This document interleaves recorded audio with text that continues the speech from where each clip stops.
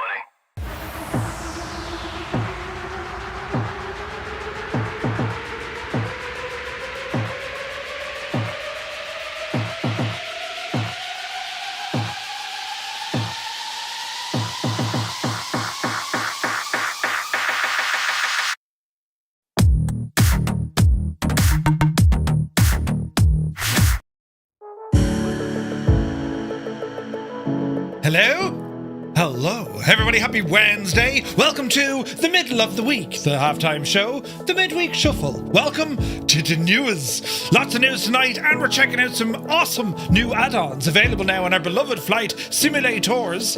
Hope you're all keeping well. Hope you had a great day. I was flat out. Oh, shit. That was a very productive day. Right, now, I've many ouchies. Right, many ouchies, but things seem to be going in the right direction because it's been a very busy day. Updates with the man cave. We now have fancy 5 gig fibre. Ooh! Wait to hear it, right? So my download speed. I'm currently on my other gadget. I get about 930 megabits a second, or megabytes, right? Down. And I get about 95 up. Right? With the new fancy gadget, I'm getting 4,987 down. Right? And we're getting 256 up. So I've doubled and a bit my upload speed, but I've, doubly doubled me download speed. Jesus. What am I going to do with all that bandwidth? 8K. But anyway, how was your day? We also tried some vertical streaming. It worked. I didn't break anything. I broke other things. And with the man cave, it went under a kind of heavy, heavy work was done here today. And, well, it's all lovely and clean. It's all fixed. It's all looking the part again.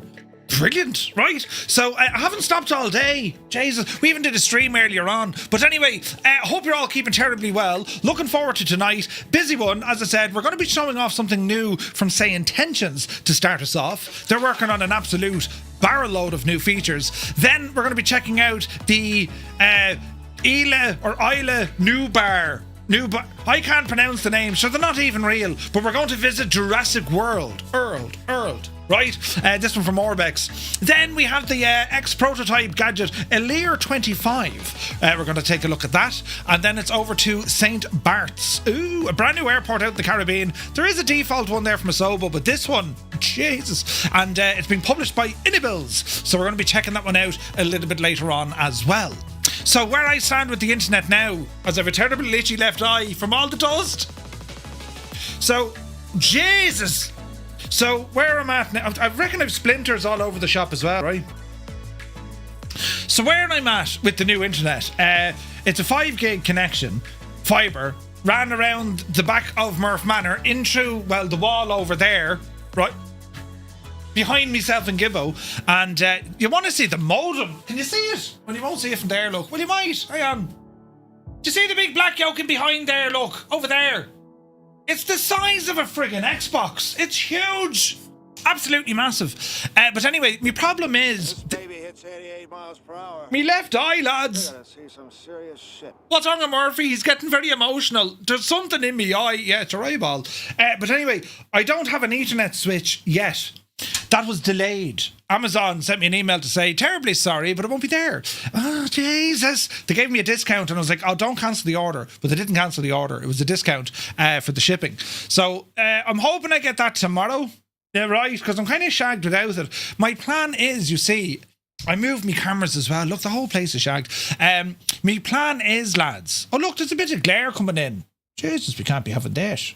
We can't be having this at all. That made things incredibly worse. Right? So basically, on both the streaming PC and the gaming PC, I have 2 network cards. One is a 10 gig switch, one is a 2.5 gig switch. Wonderful. The modem from Air has a 10 gig in, a 10 gig out, and then about 4 1 gig connections, which aren't worth a balls. So I have to wait for my Ethernet switch to get here. Then I'll run the new modem into the switch. The switch will then one into the streaming PC, one into the gaming PC, and then we'll hide another one going into me NAS drive, you see. And then the plan is, if one drops, the other takes over. Now, it's not a dual WAN system, but I'm going to configure my PC to say, hey, if this stops working, immediately jump over to that one. And that's the hope. And let's see where that goes. Because otherwise, if you're buying dual WAN switches, they're not very expensive if you're dealing with 2.5 gigs, but 5 to 10, they get silly prices because they're relatively new. Do you know what I mean? So that's where we're at, friends. Right? What flavor switch did you go for? Right? What flavor switch? It's a TP 10 gig switch. 8 ports of 10 gig, and yeah, friggin' ridiculous, you know. But anyway, it's up and running anyway. Nothing broke, nothing smashed. I knocked my shelf down, but that's my fault. And as I said, I'm covered in ouchies, all over the shop, me hand and everything. Jesus. But it's all well. It's grand, you know. Nothing too much to worry about. And I was very happy about our gadget earlier on, the vertical streaming. I was very happy the way that turned out as well. So it's all great. It's all good. Don't worry, we had Gibbo on speed dial if that went wrong. Gibbo! Right. But no, it went terribly, terribly well. But anyway, you're all welcome in. Hope you had a great day. What did you get up to? It's now... Did you notice? I was up early this morning. 6:30 or something I woke up at. That's early for me. Back in the day, I used to get up at 4 o'clock, so 6:30 to me. It was dark. And now here we are at 8 o'clock. It's dark. Winter is coming. You know, the whole thing is shagged. But anyway, Linny Bobbins, good evening. Hope you're well. CP65 is here. Jack, welcome aboard. Mrs. TFFJ, you're very welcome in. Digital Merc, hang on, me tunage. Digital Merc, good to see you, buddy. Hope you're well. Piku is here. Super Ty. Sup? Hope you're well. Tarnish Boss Man, happy hump day. Many happy returns for those who celebrated. Bellbro is in the house. Welcome aboard. Muse Fan bursts into the door with his face. Happy hump day, my dude. Eamon 1973 is here. How are the Holliers? You're looking well. Toto 2495, happy midweekage. Hope you're well. Vacuum is here, good evening. Stick Figure, good day. Spitfire, Oriev 100 is here in the chat. Good evening to you as Commander Balosh rambles aboard. How's the renovating going? Flying it. I'm just waiting on the switch now. Muttley, welcome aboard. Fierce Wolf is here, looking fierce. And Wolfie, welcome in, buddy. Malky Mac, good evening. Schutz, hope we're all fine and dandy. Do you remember the dandy? Creo, a very good evening to you. News gatherers, right? 28 or 26 degrees. It's a bit hot for middle of September. Jesus, super tie. Heisenberg, hope you're well, buddy. Did the wife give out to you after much? Zith is here. PH Roy, a very good evening to you, Roy. Hope you're well. Nick is in the house. Happy Wednesday from Cambridge-ish. Hello from Tipperary, you're looking well. Retriever Neil is celebrating his birthday today. Lads, can we get a big happy birthday into the chat for Retriever Neil? Welcome aboard, buddy. It's the best way to spend your birthday, you know. Tune in to Murph there. Sunjammer, good to see you, buddy. In the news tonight, Murph finishes the start chat in 2 minutes. 1.75. Wait, that's 1.45. The Impossible Face, good evening. Light Bison is here. Martel, a very good evening to you. B. Carlo, welcome aboard. Old Veteran 965. News! The internet works! Who would have thought? You'd have been proud of me, Scott. There was very little leadage here today. Sean Dale, a very good evening to you. Filthy, you're welcome aboard. Crafty Tigers is here. Mick Ham, good evening. Soaring AJ. 56 months with a tier 3 subscription is absolutely outlandish and incredible. Thank you very, very much indeed. Hope you're well, man.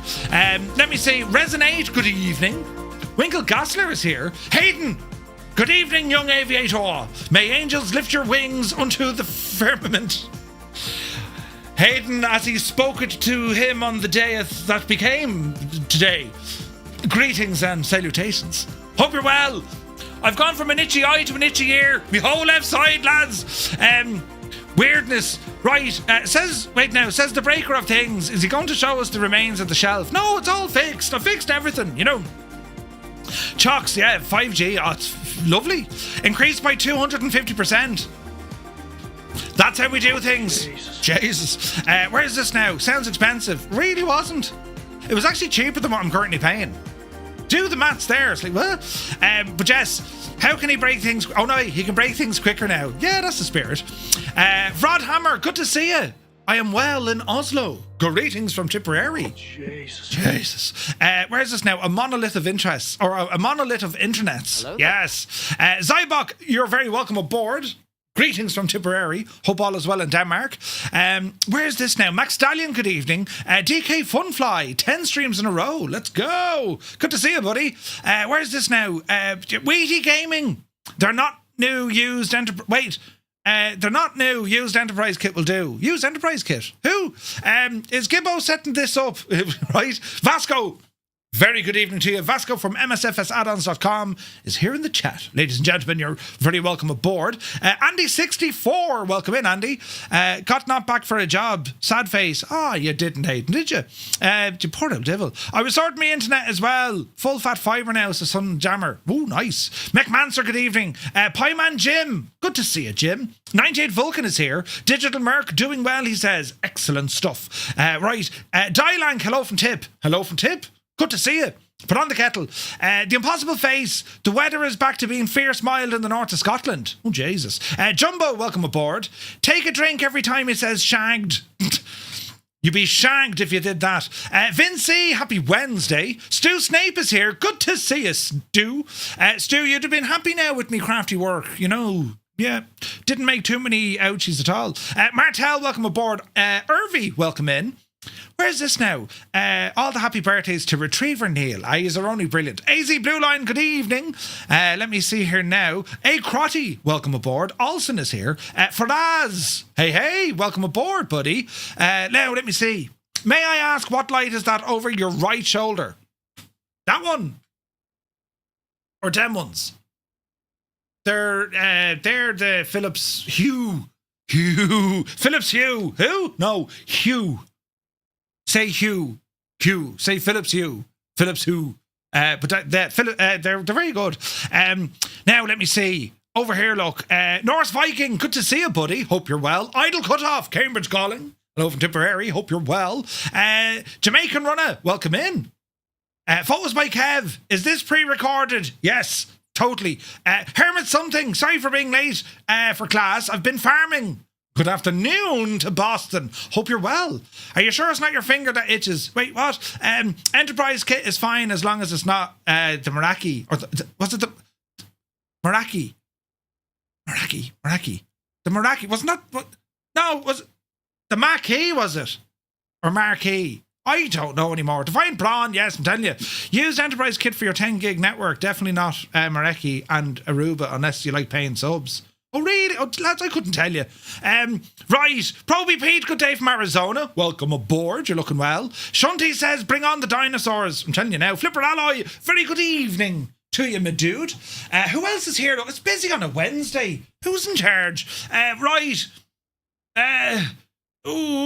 Right, me chat didn't update from earlier on. This is going to be fun. Kubi is here. Welcome aboard. Northland Air, good evening. Nick Clemens, welcome aboard. Jaken's dad is here. Sarah Doman, welcome in. Norcal Sar, good evening. Dave Cleary, legend Dave. Welcome back, Dave. Visualize, welcome aboard. Chase Ward is here. I purchased a PC. Nice. Congratulations as you make the transition from the console to the PC. Your life is now going to get very, one of us, complicated. That's the word I'm looking for. Yes. But anyway, Mrs. TPHI, good to see you. Shoestring Media is here. Evening from just outside of RAF Coningsby. Ooh, nice. Welcome aboard. Black Sheep Jean is here. Good evening or good afternoon from San Jose, California. Welcome in, Jean. Uniform Goose. Good day, Goose. You're very welcome in. Swishy is here. Welcome aboard. Jurassic World is super fun. Oh, yeah. Ernie, welcome in. Morpheus, hello. Right, I think we're, for the first time, I think, in a long time, we've caught up. Where's this now? 98 Vulcan says, have basically been in bed, crook since Tuesday. I think my body was objecting to turning 70, but hopefully see out me days straight. Vulcan, hang on in there. Glass of water, drop a lemon, sort you right out. At 1 a.m. now, in the nip, hello outside there. At winter. Sort you right out, Kirog, you're welcome in. APU Inspector, happy Hump Day. Sorry you're late to the game. It's all right. We waited for you. All is well. Right, I need to press a button here now. Let me see. There was a button pressed. Thank you for subscribing. Nizam, welcome in. Jim Messenger, good to see you, buddy. Hope you're well. Right, now, buttons. I hope all my gear still works. We'll find out together. Right. Brilliant, look. Oh, Jesus, that was as tight now. Stand by for weird noises. And here we go. So, you join us here. I think me cameras and all that jazz are all right. Says you, yeah, Murph, they're grand, except for the head in you. Huh? Right. Now we're kind of somewhat centre stage. Where is this now? Orbx did a great job. They really did. Took 27 minutes faster than usual. What are you talking about, 27? Should we've only been live for 26 minutes? Right. Moving on abruptly. What we're looking at here, friends, is the American Champion Scout. This airplane, of course, by the incredible Hangar Studios 713. And you might be wondering, Marv, why is there a Jurassic World livery on the machine? This is a great question. Well, I'm going to tell you. So, Hangar Studios is hopefully going to be getting these Scouts releasing with all the brand new liveries. Right now, they're as add-on freeware if you own the Scout, but once it's official, they'll be added to the livery library. So Hangar Studios has included a number of Jurassic Park and Jurassic World liveries for his American Champion Scout, which is an awesome little plane. So great news from there, right? Now, before we go exploring, and we all have to, hymn the hymn, you know what I mean? Do. No, that's not right. Do. Right, because we need to check out this place in fine detail this evening, friends. Right, all the different islands or islands or whatever they call them, right? But anyway, before we get into that, of course that button shagged. Oh Jesus, I had one job. Hang on, why does that keep launching? Wait now, lads. I need to do science. I fixed it. Brilliant. Right, we'll turn down the sim here now for the moment. You could at least bring up the real music. Listen. Right, I mean, we will. In a moment. But first, it's time for the news. And a big shout out to Vasco over at MSFS and to Callum and the lads over at FS Elite. It's quite a good bit of news there to kind of, work our way to start the evening. Aotak, welcome aboard, man. Hope you're well. C. Stavros, he says, when will the Scout be available via Orbx? No idea yet, but I would hope soon. So first up, lads, Black Square's piston and the turbine Dukes have been updated with Flightsim 2024 compatibility. Black Square's piston and turbine Dukes have been among the most detailed general aviation aircraft add-ons for the sim since their release. Based of course on the Beech Duke B60, the two packages simulate both the original piston-powered version and also the later turbine converted variant, with extensive system depth, realistic failure modelling and multiple avionics options. The Dukes need no introduction at all. These are some of the finest aircraft in flight simulation, right?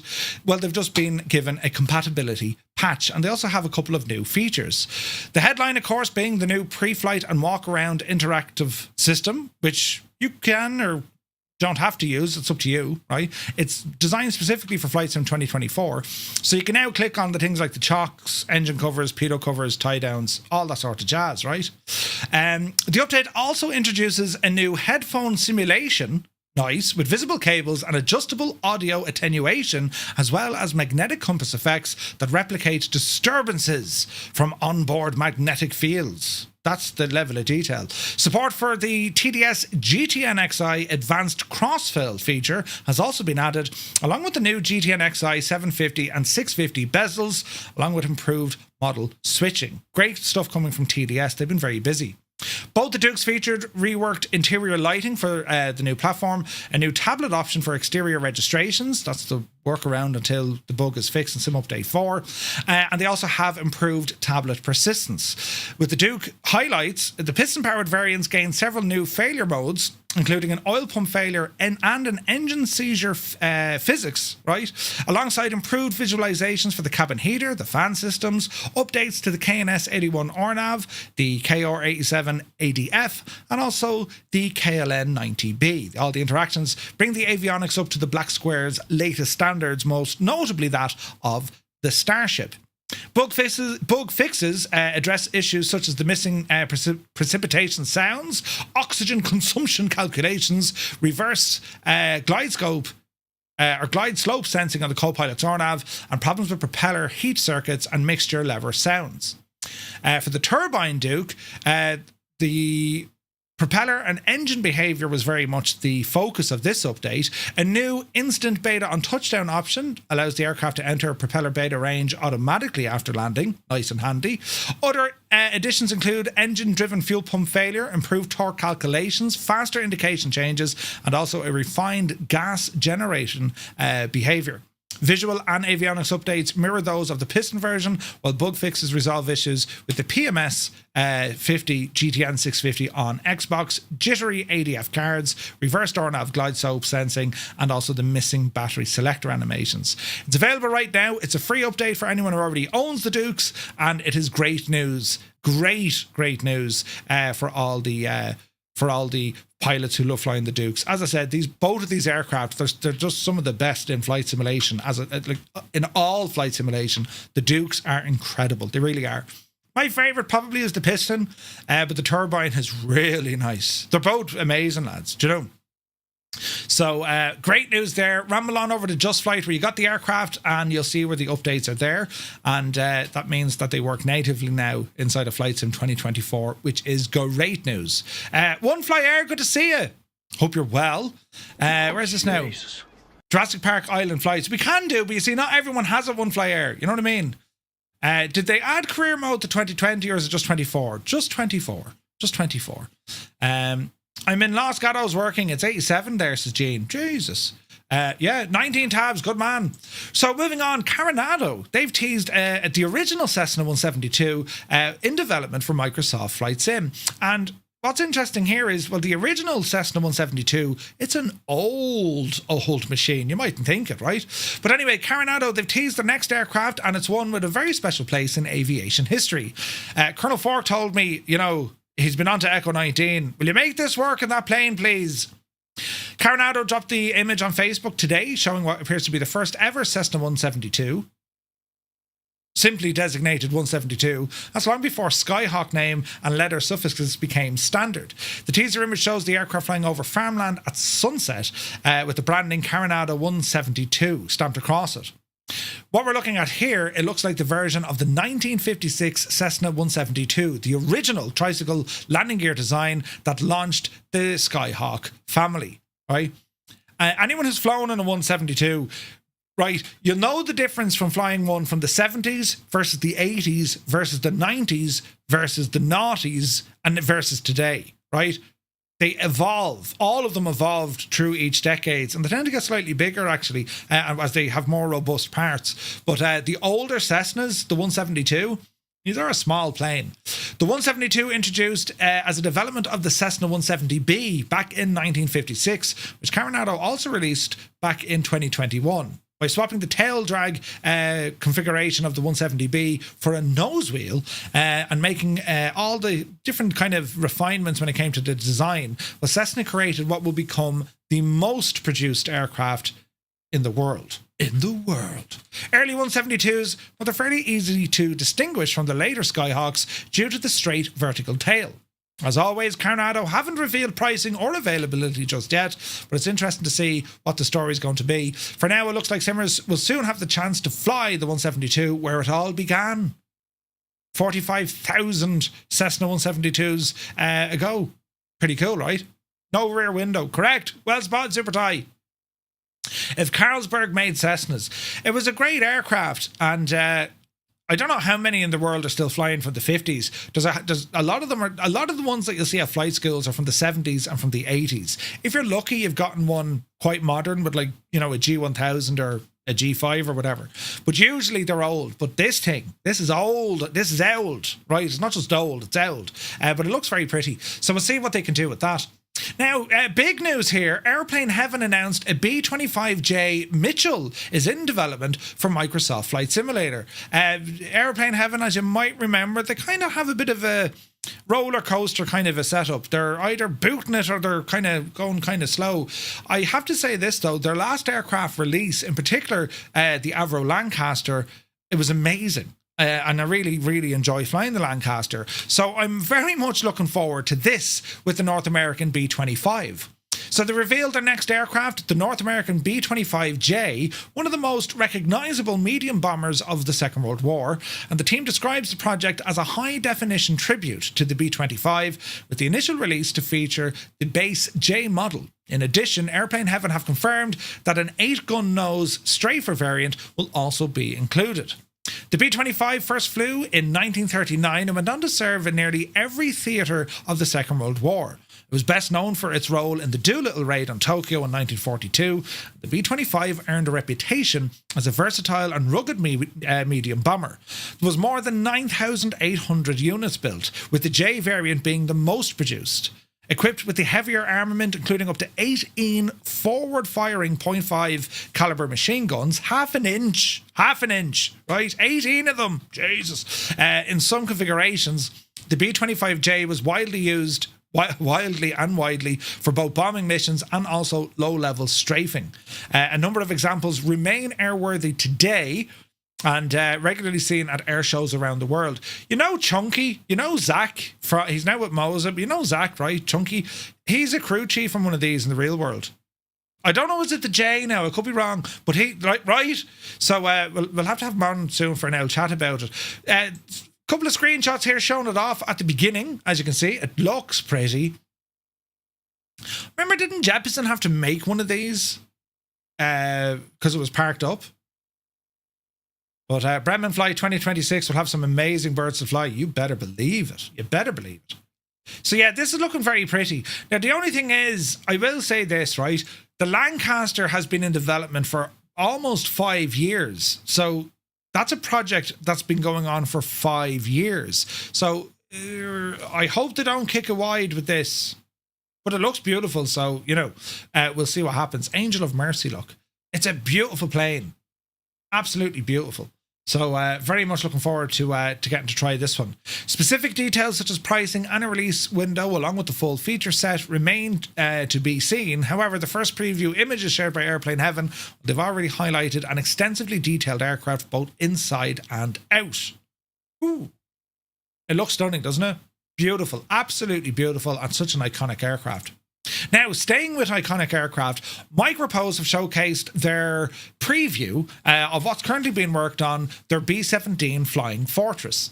Micropose have released a new preview video of its upcoming B-17 for Microsoft Flight Sim, offering the first look at the aircraft in flight. The footage showcases the detailed exterior model and the texturing, along with the authentic engine sounds recorded from a real B-17. Developers described the project as a tribute to aviation history. The latest video follows a couple of behind-the-scene updates that we've seen. They gradually reveal the interior and also the some of the modelling from the gunner stations and so on. But as we've learned before, development is being carried out in collaboration with Hangar 13 and the 100 Bomb Group Foundation. That's an organisation dedicated to preserving the history of the Bloody 100. This partnership should ensure that the simulation draws on authentic historical references and also some first-hand knowledge of the B-17 itself. Microprose has previously confirmed the aircraft being modelled is a late production variant of the B-17. It's the G model, featuring the full complement of defensive positions such as the chin turret, ball turret, and also the tail gun. The team has stated that the add-on will include a high-fidelity flight model with complex electrical systems with optional modern avionics available for those who prefer additional navigation aids. The soundscape has been recorded directly from a B-17 Sentimental Journey. Another key aspect is the inclusion of a realistic crew. While details remain limited, Microprose have said visible crew members will be part of the experience, contributing to immersion and reflecting the operational nature of the Flying Fortress. The aircraft will also feature visible wear and tear, simulating the stresses of regular use. So, the B-17 is due to be available for both Flightsim and 2020, with an early access release planned once the add-on is usable. The developers haven't provided a firm timeline, but availability is expected through the marketplace. Microprose is back. Yeah, that's Microprose, right? So a bit of backstory. So one of the project managers of Microprose is our good friend, old buddy Sergio Costa. Sergio from Helisimmer. He's working with these guys, and there's a couple of other developers that I know working on it as well. It's an exciting project. Let's look at the video to see kind of how it's getting on. It's all sounds. It's a little bit jittery, to be honest. It's not a great video, but listen, it's better than a kick up the, you know.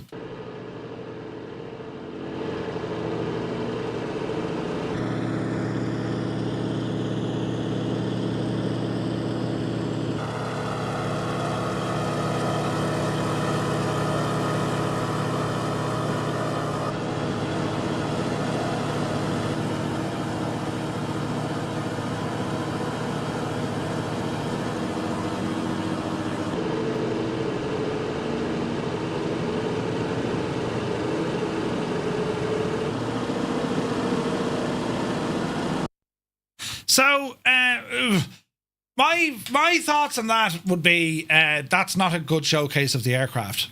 Yeah, it's just not. I'm excited for this.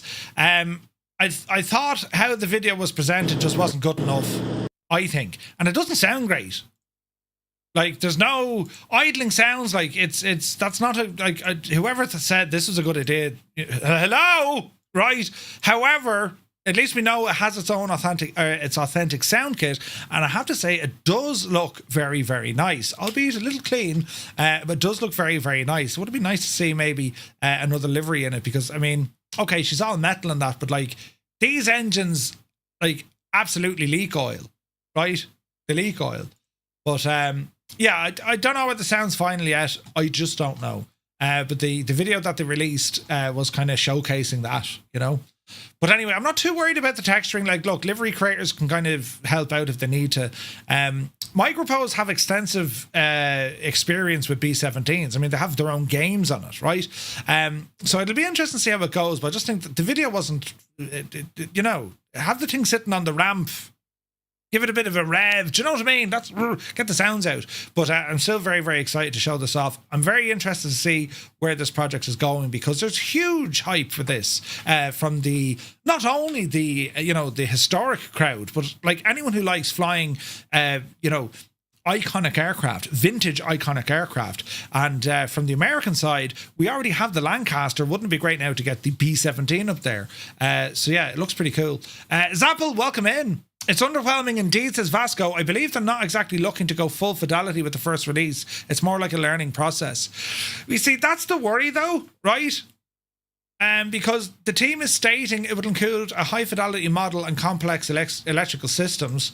Fair, right? However, they're describing the project as a tribute to aviation history.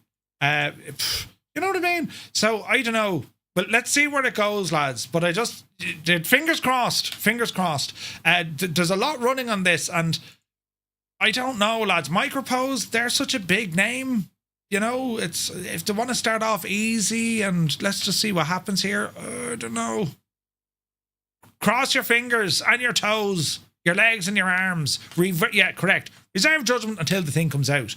It's the first kind of preview that we've, well, not the first, but it's one of the, she's flying, right? It's flying. But like the modeling exterior, that's fantastic. Like that's really spot on modeling. Especially with the later variant with the extra turrets and that.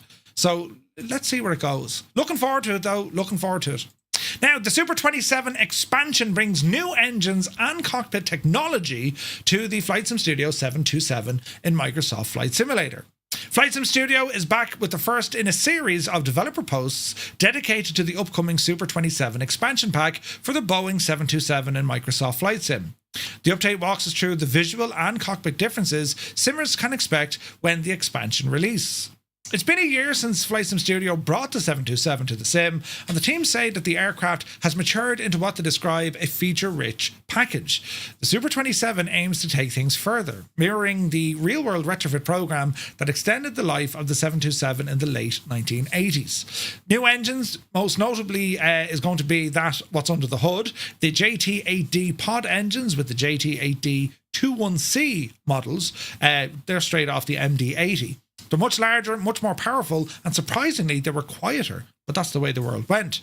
The centre engine also receives an upgrade to the JT8D17A. Another distinctive feature is the clamshell-style thrust reverser. Ooh, look at the livery. New liveries, both passenger and freighter versions, are included in the expansion, each getting their own new batch of liveries based on real-world Super 27 operators. Passenger versions include that of Eastern, TWA, Sun Country, Ansett and Avenza, while the freighters such as FedEx, IFL Group and Serve Air Cargo make the cut. Importantly, exterior textures remain largely unchanged, so community painters will be able to adopt the existing repaints without much rework. Cockpit modernisation, where the Super 7 really distinguished itself, was in the cockpit. Several new instruments and optional avionics have been added, including that of digital fuel gauges, a VSI with an integrated TCAS, the Apollo MX-20 moving map, and that integrates with your GPS, a Collins EFA suite, and more. Look at that! Look at the reverse on that. That's beautiful, beautiful. I'm still holding out for the other Boeing, the other 727. I'm still holding out from SWS and FS Reborn, but fair credit where credit is due. Flightsim Studio, they've been working hard on this project, and it has been consistently getting, there. You know what I mean? Alongside the cosmetic and avionics upgrades, the Super 27 comes with a revised flight dynamic tuned to the performance of the re-engined aircraft. High idle mode was also implemented. Images shared by Flightsim Studio showcase the new EFA suite, the Apollo MX moving map, TCAS equipped VSI, digital gauges for the fuel, engines, and so on. It is just the beginning. They're going to have another update coming out very, very soon indeed. So anyone who likes the Boeing 727 by Flightsim Studios, keep your eyes peeled. Moving on, Xtreme Prototypes bring a study-level Learjet to Microsoft Flight Simulator. This is one of the aircraft we're actually going to check out tonight live on stream. Xtreme Prototypes, well, they've officially entered the Microsoft Flight Sim community with the release of the Gates Lear model, or the Learjet Model 25 Classic SE. This is the developer's first aircraft for Microsoft Flight Sim, and they're not easing into the platform lightly. They've delivered what they call study-level simulation, one of the business's aviation's most iconic jets. Ooh.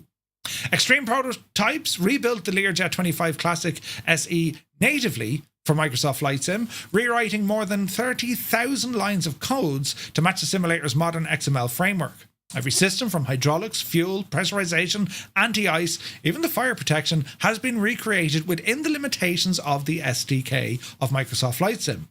The developer backs this up with a 300-page manual that invites simmers to treat the aircraft as a learning tool rather than a simple add-on. Study level is overused and many times inappropriate. that word often gets thrown around, but Xtreme Prototypes has put it front and center here, which shows their intent to deliver not just visuals, but also systems, fidelity and depth. Ooh.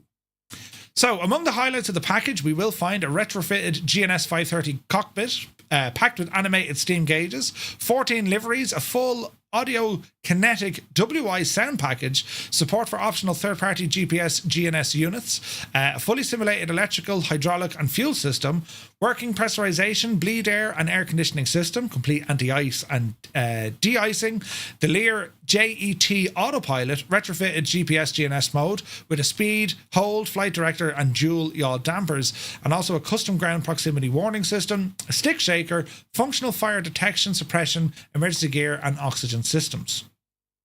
Ooh. Hamilton, good to see you.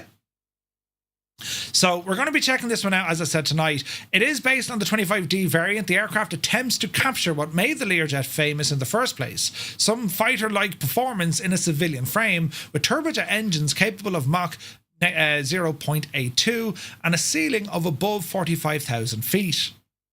This aircraft became synonymous with speed and agility in the 1960s and 1970s. Xtreme Prototype, they lean into that heritage, going as far as including a functional Learjet 8-track stereo player in the cockpit. An 8-track. Without any doubt, a very interesting release that is landing seemingly out of nowhere, but signals the arrival of a long-established developer to the platform and the addition of a study-level classic business jet. The Learjet is available right now. It's for $49.95 Canadian dollars directly from Xtreme Prototypes website. It's made for 2020, but is compatible with Flightsim 2024. We're going to be checking out this aircraft tonight. Now, in case you've missed it, lads, Echo 19 have released the sound pack for the Cessna 172. This is a must buy. Must. And it's tremendous value here as well. It's like $10, right? So it completely transforms the audio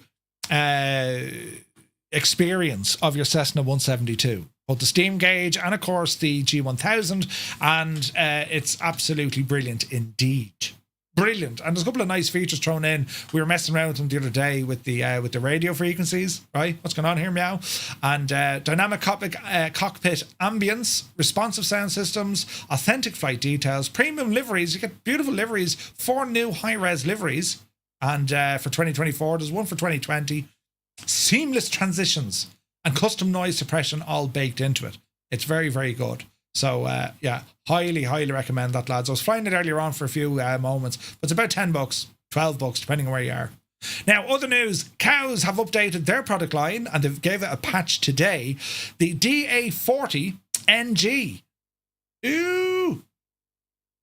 Cows DA40 and DA42 series have seen major updates, and what we know, the DA40 version 1.1.0, well, the focus there is making the aircraft systems more realistic, and they were fixing any outstanding bugs. Improvements include a fully custom electrical system, simulating buses, circuit breakers, and batteries that can now be discharged by components like the cabin light being left on. The G1000 avionics suite also received several enhancements, such as a wide flight plan on the MFD, a priming assist feature, improved fuel calculations, and a timer expired voice alert, among others. Several bug fixes around the aircraft are also included, and it's all a matter of getting the aircraft refined, which took 5 months. Murph, we're going to find the mods to join ETS and ATS. Can't find it in Discord. Goose, they're in the trucker channel. You get them in the trucker channel. The DA40 NG, the next generation, that's now available as a free update to owners who owned the DA40 series. The NG key feature is that of a turbocharged Ostro engine, the AE300. It's a jet fuel powered piston engine that offers lower fuel consumption and a reduction in pilot workload with a single lever FADEC control system. Ooh. That's a free airplane, by the way, if you own the DA40. When it comes to the DA42, Update version 1.2.2 brings a host of realism-focused quality of life improvements and fixes. Similar to the DA40, the 42 sees updates to the electrical system, including improved simulation and components like the buses, diodes, circuit breakers and batteries. The G1000 avionics suite benefits from several updates, also better fuel calculations and so on. They also have markers for all the important VYSE and VMC speeds. Don't exceed a minimum speed, maximum speed. Flight model-wise, the DA42's FADEX system and turbo response, as well as the new cooling airflow simulation, have all been improved. Both aircraft benefit from tweaks to the lighting, visual sounds, state-saving failures, and standby instruments, and additionally, Cal state the separate 2020 and 2024 installers are now available for both aircraft. Owners can update their aircraft through Orbx Central. They're available, and they're going to be pushed out onto the marketplace soon. If you don't own these aircraft yet, well, you can pick them up for in around $46 or $40 Australian over on Orbx, right? These are excellent aircraft. Cows have they've just made excellent aircraft. They're super realistic. They fly beautifully. They look great. They sound great. They are beautiful aircraft. So there's updates there, lads. Plus, you have a free NG for the DA40 if you already had the first one. So great news there. Moving on to scenery now. BaySim Scenery have released National Park Grand Teton. Huh? You've heard it here. Scenery developer BaySim Scenery have recently updated the Grand Teton National Scenery or National Park Scenery with the native support for Flightsim 2024. So it's located in the northwest corner of the US state of Wyoming. Grand Teton, is it Teton? Teton? Is it Teton? Can you not pronounce or spell things? Teton. Thanks, lads. I knew the Americans or Canadians would like that. Teton is right. It's known for its dramatic and rugged views of the Teton mountain range, alpine scenery, and diverse wildlife. Second one, Merv. Yeah, Teton. Thanks, lads. We got there in the end. Heck.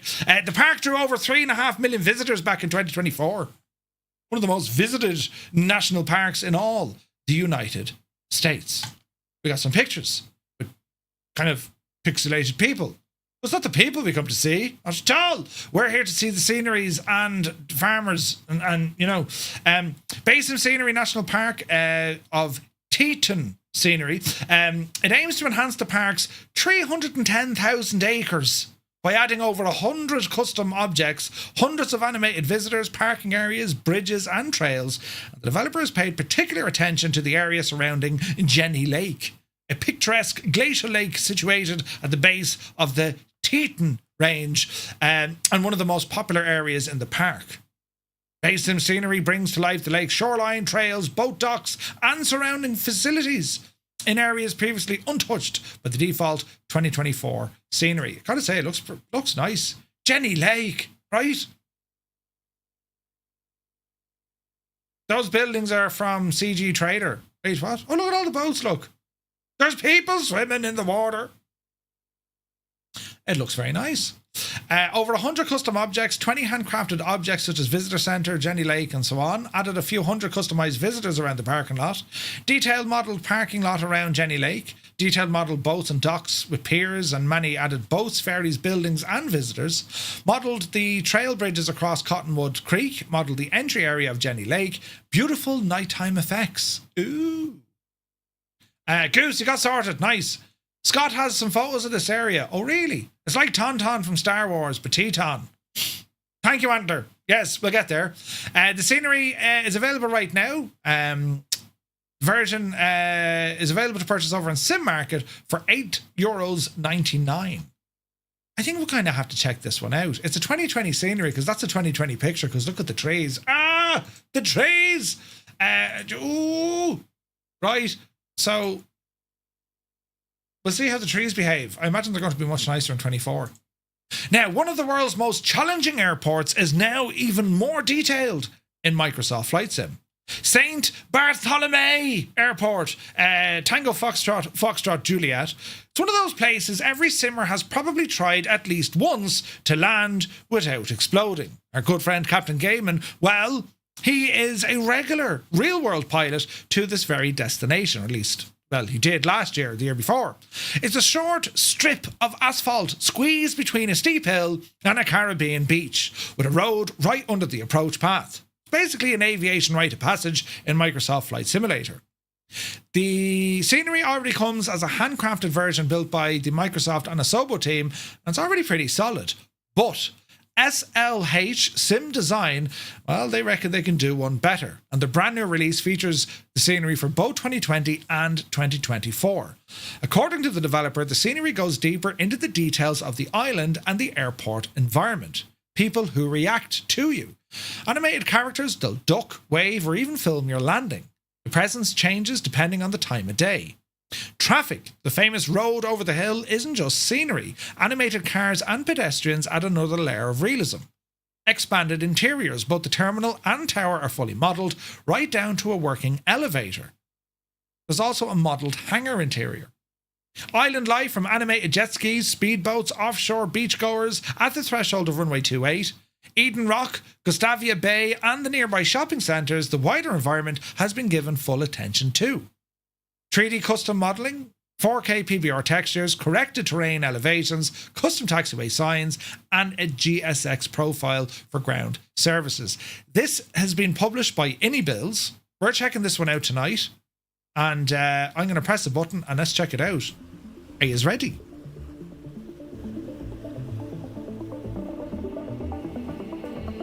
Oh yeah, you caught my eye, and I just wanna hold you tight. You set my soul on fire. That's Muse fan singing. Soul on fire.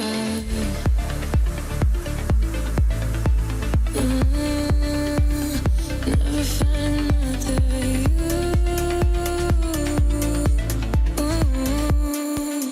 I will never find another you.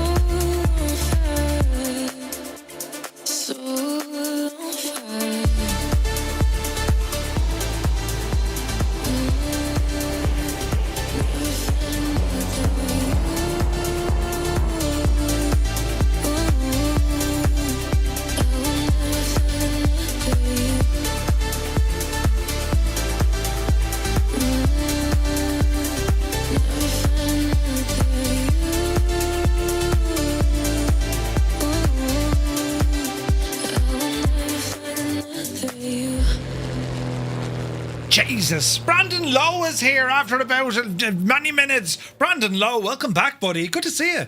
Yeah, amazing trailer from iniBuilds there. Developers also claim the scenery is performance optimized. And very much a benchmark for piloting skills, but also a benchmark from this developer. It's priced at £14, Great British pounds, over on the iniBuilds store. The package completely replaces the default rendition, therefore you need to disable the Asobo version before you use it. Don't use both of them. We're checking this scenery out tonight, lads. We're going to go for a ramble and see what we can see. But I'm sure from that trailer you can already see how good it looks. Fantastic news. Now, moving on to, well, another scenery we're showing off tonight. Jurassic World's Islands in Flightsim 2024 has been released, with the license tied in between Jurassic World and Microsoft Flight Sim as first revealed last month.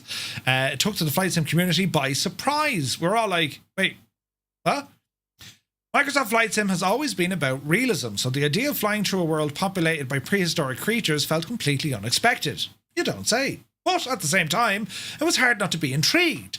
What would it be like to explore the Isla Nublar, right? Or skim the T-Trops while spotting a T-Rex, for instance?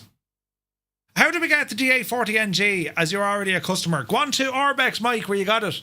Brandon Lowe is watching us from Kilkenny. Good man yourself. Good to see you, buddy. So need to see if I can do it again in 7.3, I'm telling you. The question was, or the question now has an answer. Jurassic World, it has been released. We're checking this one out tonight. We're going to go exploring all of the different islands. It's important to note these islands, of course, are make-believe. If you try and load in your aircraft with Navigraph, well, you're out in the big blue sea. However, highly detailed recreations of Isla Nublar, Sorna, and also the Muretes islands, right? Custom airfields and helipads scattered all over the place. Animated dinosaurs and reptiles scattered all over the place. Team aircraft liveries and also exclusive Jurassic World missions and activities all integrated into gameplay. In Orbx's own words, the project was designed to combine the fun and familiarity of Jurassic World with the flexibility of flight simulation, aiming to create something surprising for both audiences. Ooh. It's available right now on PC from Orbx. Pricing is set at $24.99 US, with the final amount varying depending on taxes. There are also several bundles that you can pick up. They'll include a Volantis subscription, the Pack 750. But if you just want the scenery, just get the scenery. Versions for Xbox and Flightsim 2020 are currently in development and will be released at a later date. We're checking this one out now shortly, lads, so terribly excited for that. Now, before I make a balls of this, is a Cheyenne Designs. Cheyenne? I don't know. Anyway, this, I think it's Cheyenne, isn't it? The first one, was it? Or Cheyenne? They've released Wildfires, rather. It's an add-on for Flightsim 2024. Basically what it does, we've seen this a couple of times from Cheyenne. Grand. Thank you, CP. We've seen this before kind of poke its head up, right? Cheyenne. Option 3. Thanks, Al. Firefighting, one of the new career paths in Flightsim 2024, with missions that let simmers operate aircraft such as the 415 Scooper, the AT-802, and also a 747 supertanker. However, they're built-in scenarios where they're static. Fires don't spread dynamically, and the missions are largely scripted. Besides, there are no wildfires in free flight, so you're stuck with career. Cheyenne, thank you, Trusset. It was Cheyenne. Daring Daz is here. Good to see you. Anyway, this is a dynamic kind of fire starter, twisted fire starter that you can use in free flight.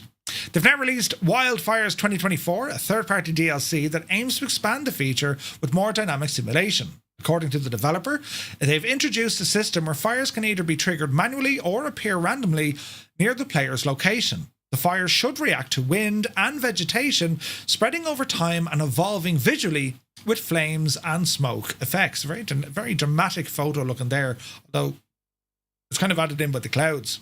Anyway, the features include a 3-tab cockpit control panel with a live map showing the fire status, wind and aircraft position, firefighting options with different drop modes, full salvo, split or even string sequences, payload management with water, retardant or sling buckets, refilling options via scooping for mortar bodies or ground pumping, an advanced extinction model which the developer says distinguishes between immediate fire knockdowns and longer term fire breaks, AI ground units that are automatically dispatched to new incidents, and it has a training mode allowing players to spawn fires anywhere for practice.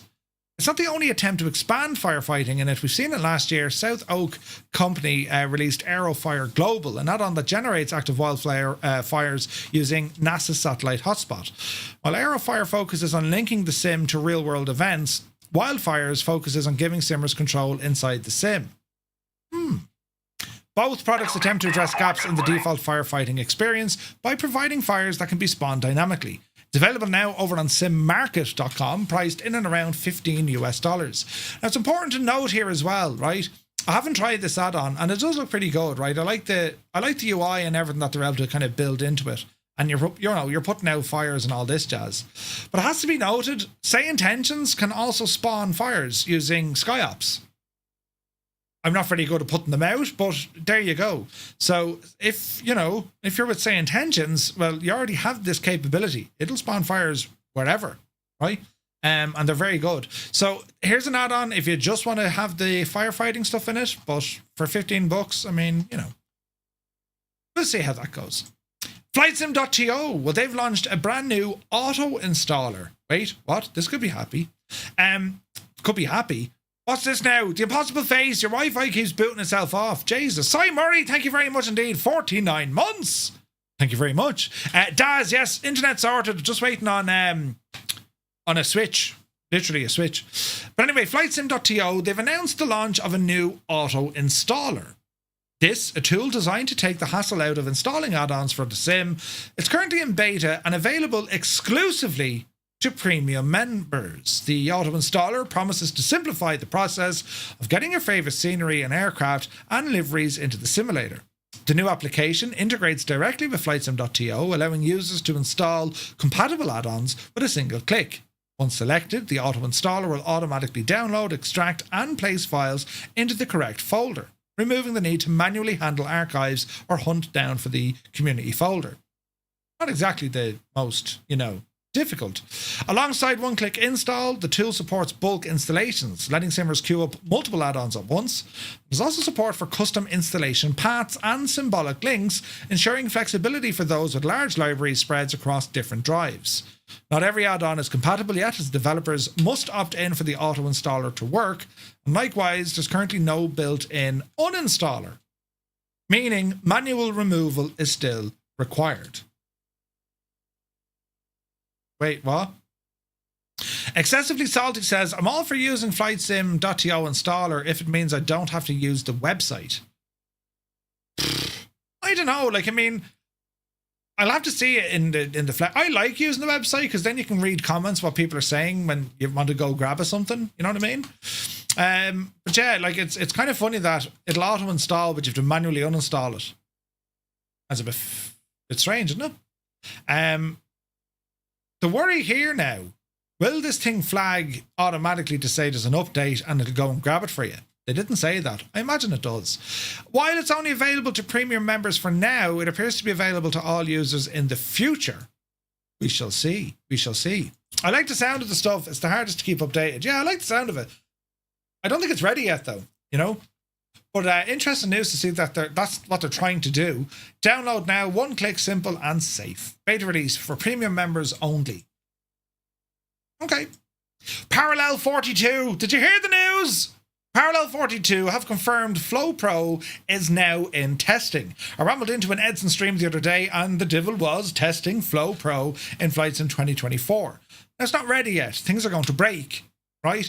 And hence they're working on it, ironing out bugs and whatever else. But, the UI is there, the wheel is there, all the little buttons are there. It's pretty cool, right? There's going to be some differences based on what we had in 2020 versus when we see what's in 2024. There are just limitations with the platform at this moment in time. However, the good news, it's on the way. It's on the way. And, it's all still very much in testing phase. Edson did say when it's getting closer to release, he'll give it out to the Club 42 members to give it an old bash to see if we can break it. Think of that as like a last kind of beta test. And then hopefully then we'll see it soon. Timelines, I'm not entirely sure, but they'll really want this thing out soon,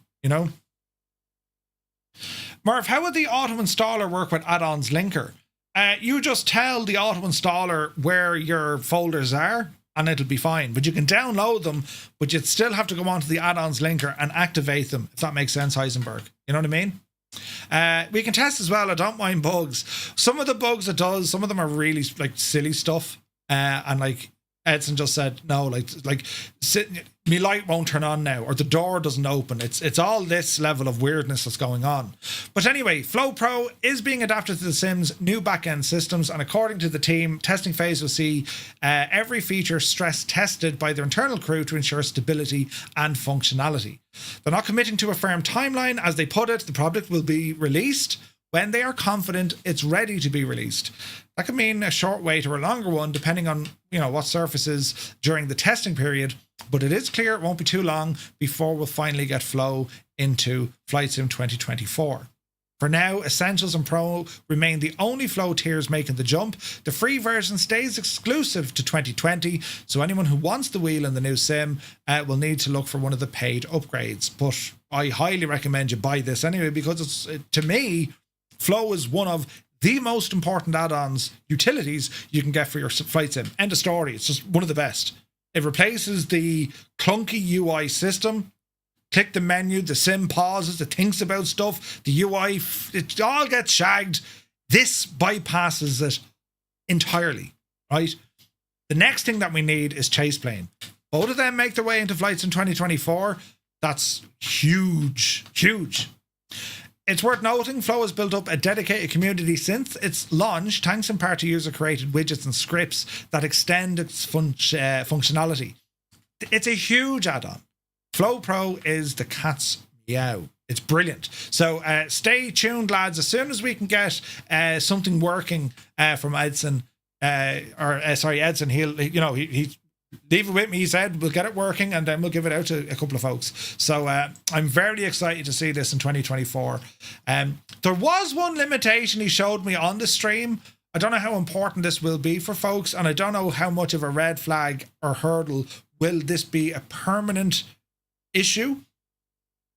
But you can't call up the wheel using a mouse button, at least not natively. It needs an official keybind or a joystick or something. But a mouse button, so if you have like a third roll or a right click or something, that isn't working.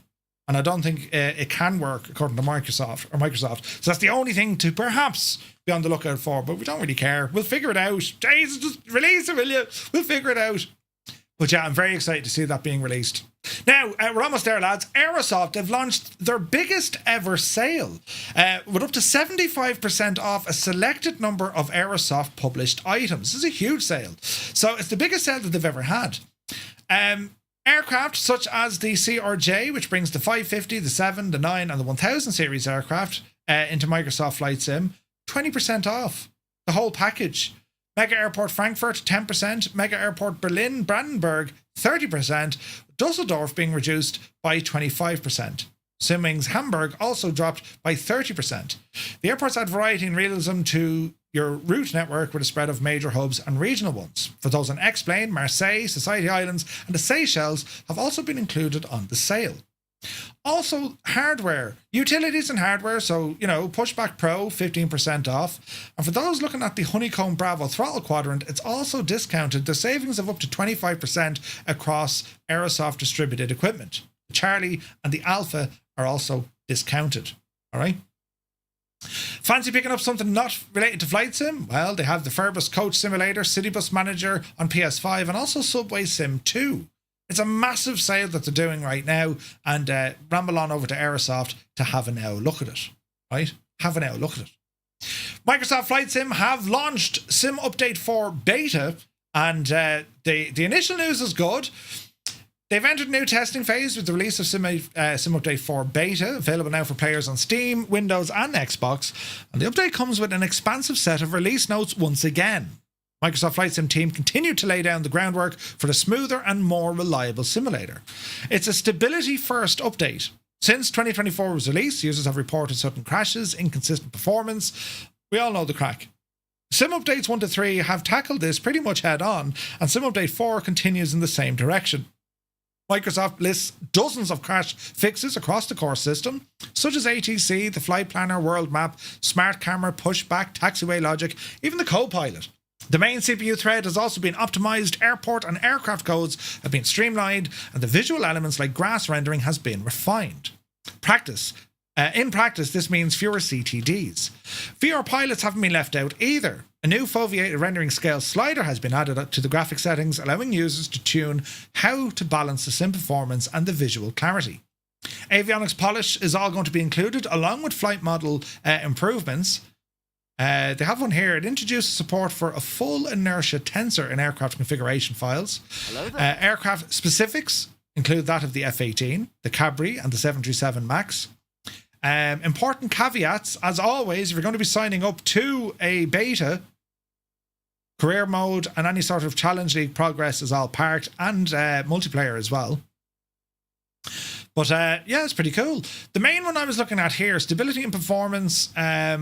There was something here for WASM that I saw, and also the optimization of the main thread. That seems to be the biggest headache for everyone, Flight simulation software, thank you for the follow. Welcome in. So yeah, optimize scenery objects culling, optimize for graphic user interface. CFD not compatible, fix a crash in the co-pilot system. And these are just kind of the first ones.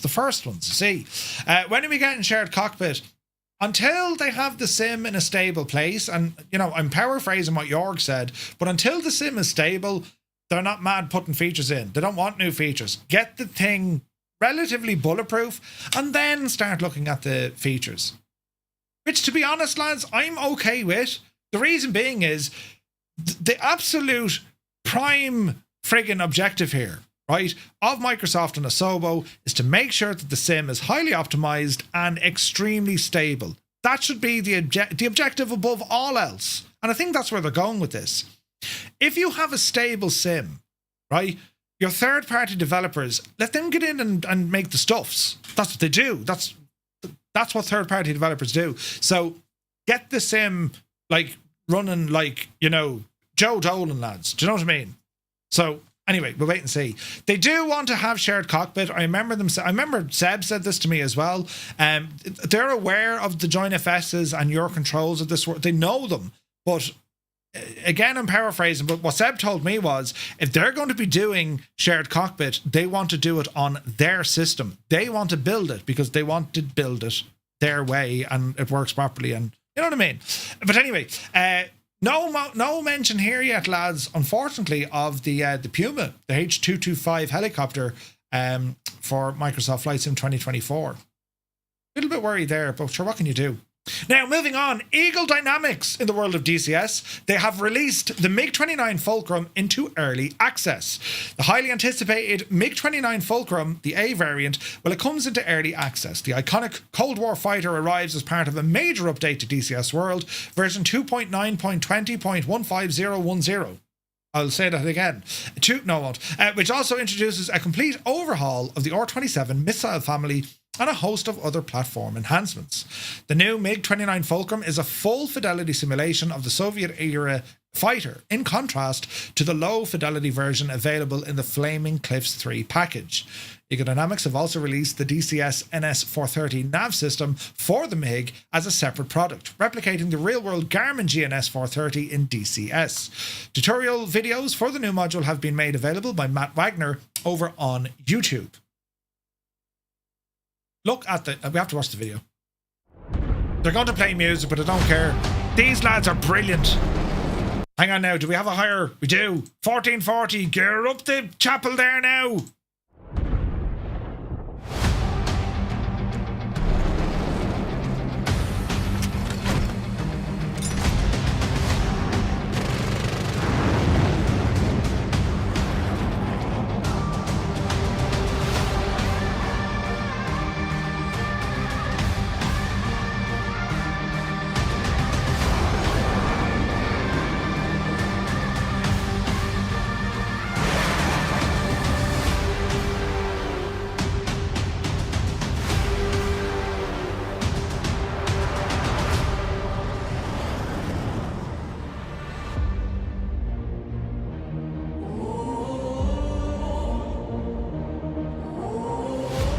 In Soviet Russia, plane flies you.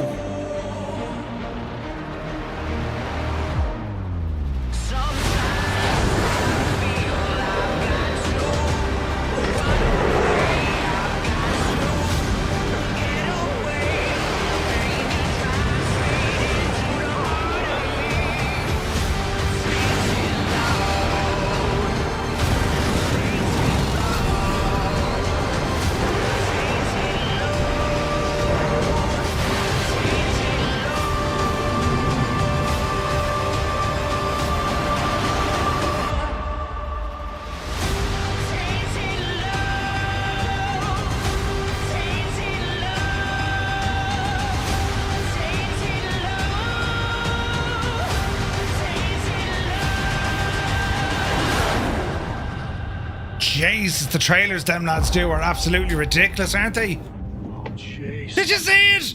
Jesus. YouTube isn't going to like me about that music, but sure, listen, look at the state of it. Incredible. Work in progress build. So they just released the early access to that. It looks brilliant, lads, doesn't it? Absolutely incredible. Man alive, the trailers are incredible. Anyway, get this. You can get it from the eShop for $63.99, which has been discounted from $79.99.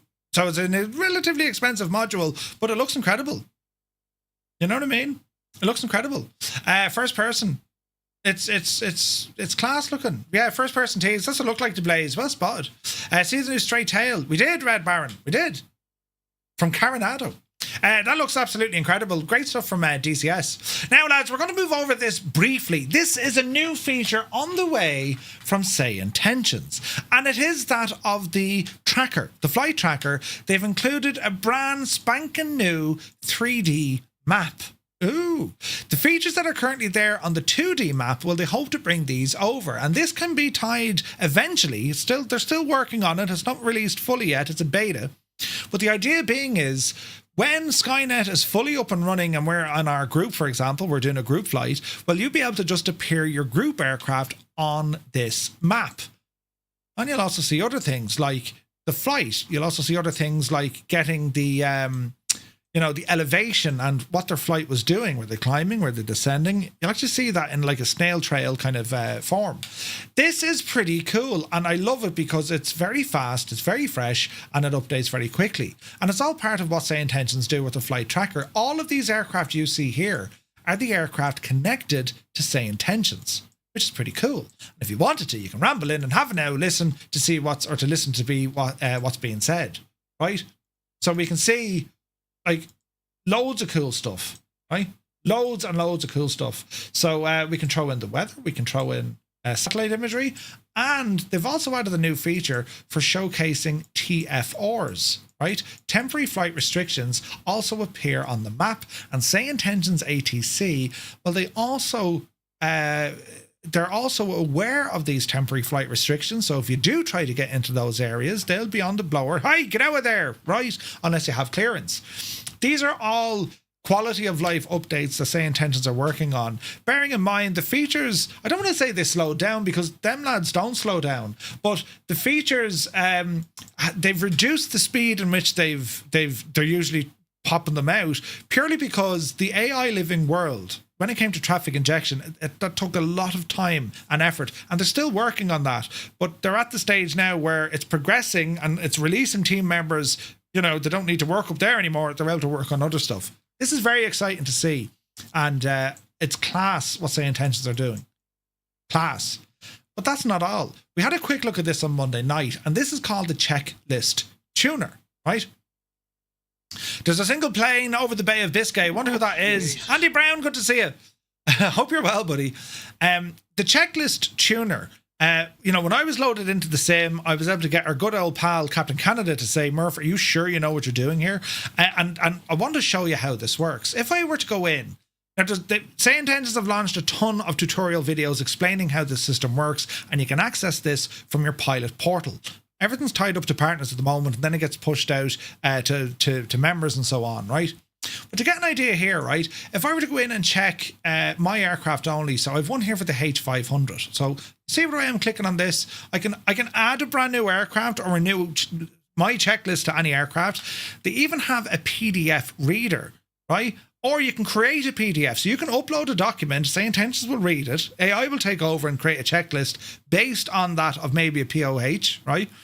Or if you want, you can click on a PDF and this will, give it a second, create that, create a collection from PDF. Oh no, hang on. I can export a PDF. Watch this now. Here is a checklist that I can now print out, laminate it, and do all the stuff. Is Murph okay to operate this aircraft, right? You can customize what the co-pilot will say during your checklist. And these can go into like incredible detail. For instance, right? The pre-flight, there's almost 30 checks. Pre-flight internal, engine start, run up, before taxi, takeoff, shutdown. And you can do all of these yourself, right? I've been drinking like a mad idiot.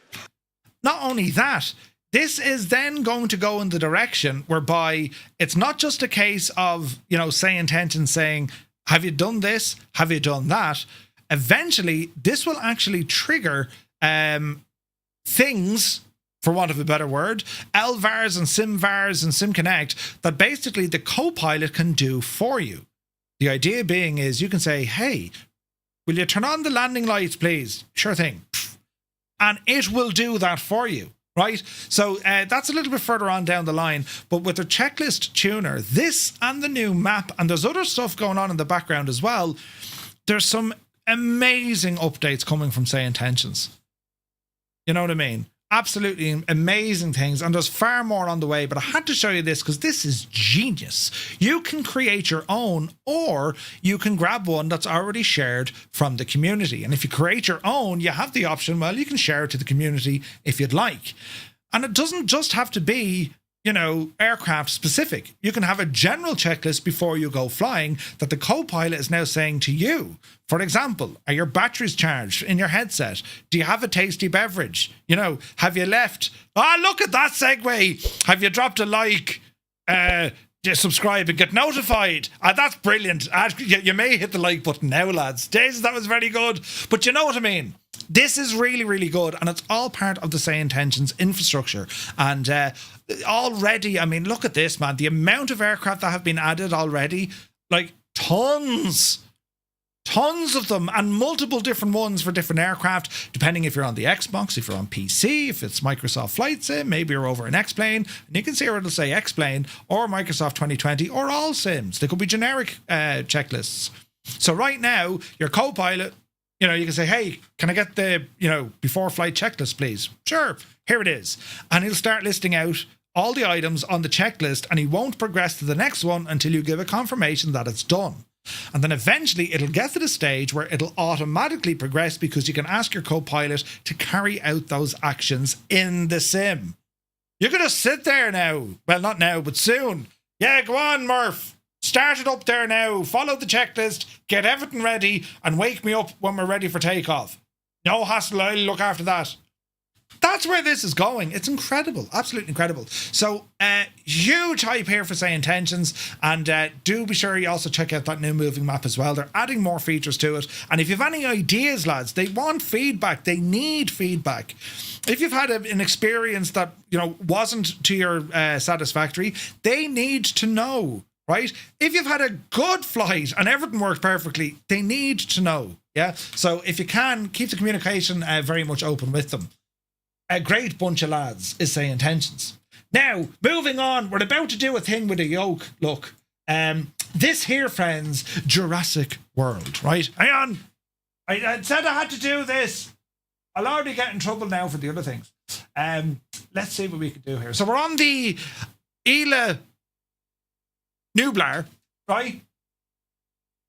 There we go.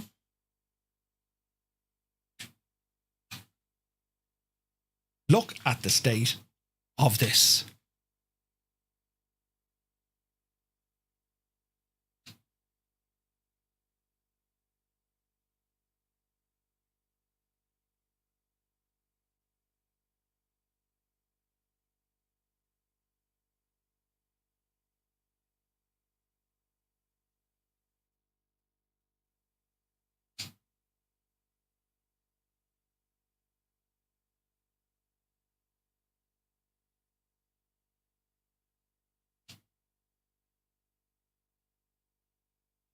All of this has been handcrafted.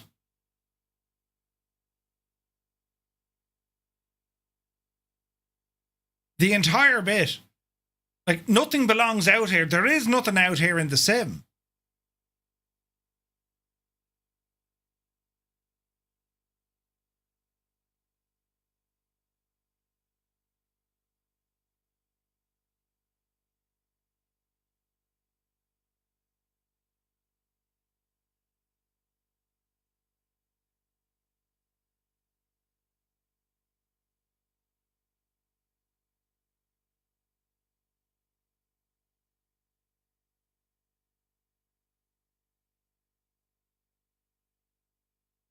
Including airports, interiors, friggin' unbelievable.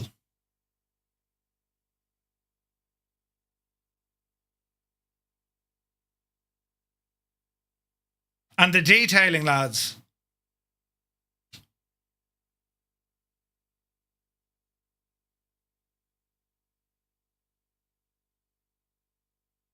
Now, right.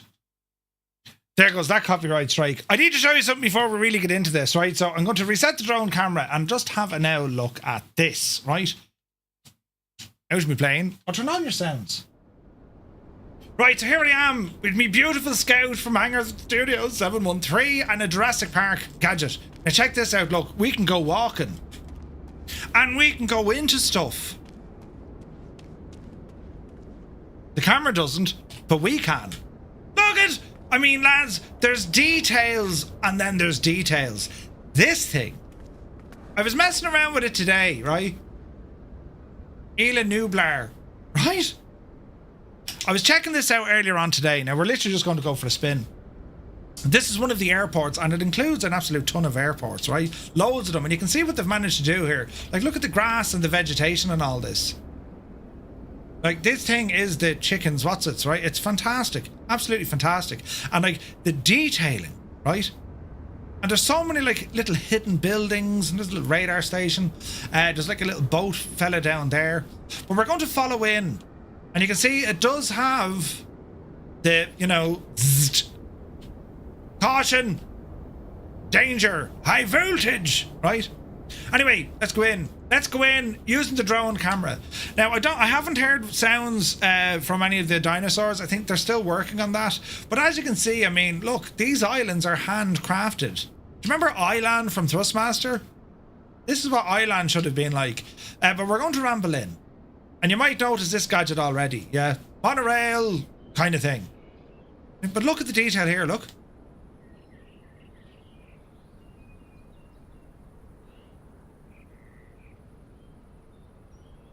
It's otherworldly what they've managed to do. It's phenomenal, right? We'll drive it on here now for a sec. Because we're going to bring you to the place, you know. Absolutely brilliant. We need the spheres. What movie did they come out, though? I mean, I've always loved the original.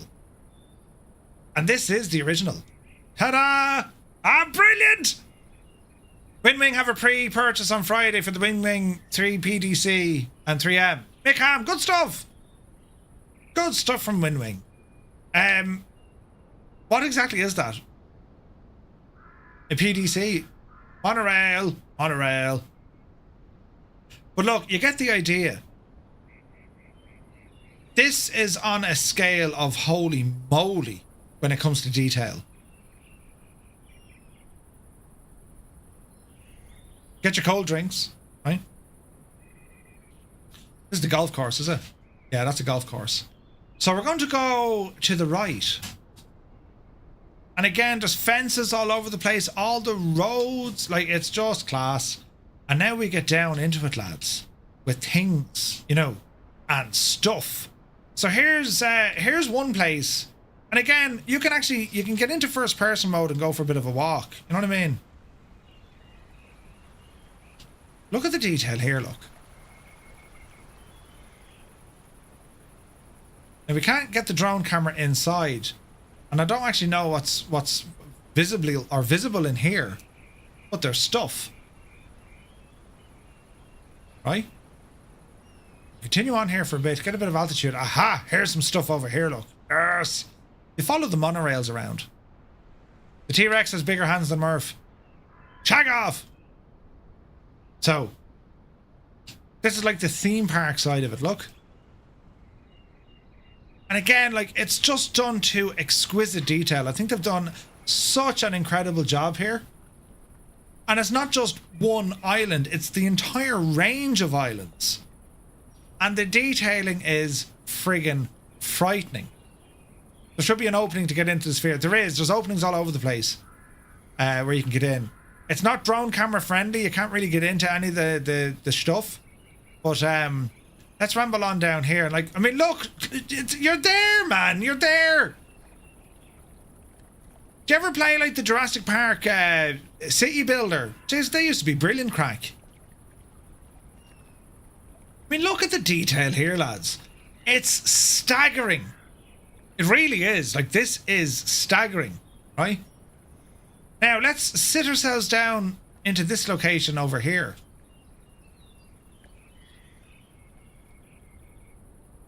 The camera keeps getting stuck into stuff. Everything seems relatively calm. We sit and wait. And the reason why we sit and wait, you will actually see stuff happening. They've put the creatures in here. Dinosaurs are in here, right? The only problem is no people. Feel very lonely when I'm flying around. No people. Yeah, I suppose a couple of people could have put in. Did you see him? Look it! Jesus. Now give him a minute, look. But this is the sort of stuff you can do when you're kind of just, you know, asking around the place. Kind of says, sat down here now. Front row. No, we're not in the front row. 27th row to the left, right? The Monstrosaurus, right? He's over there, look.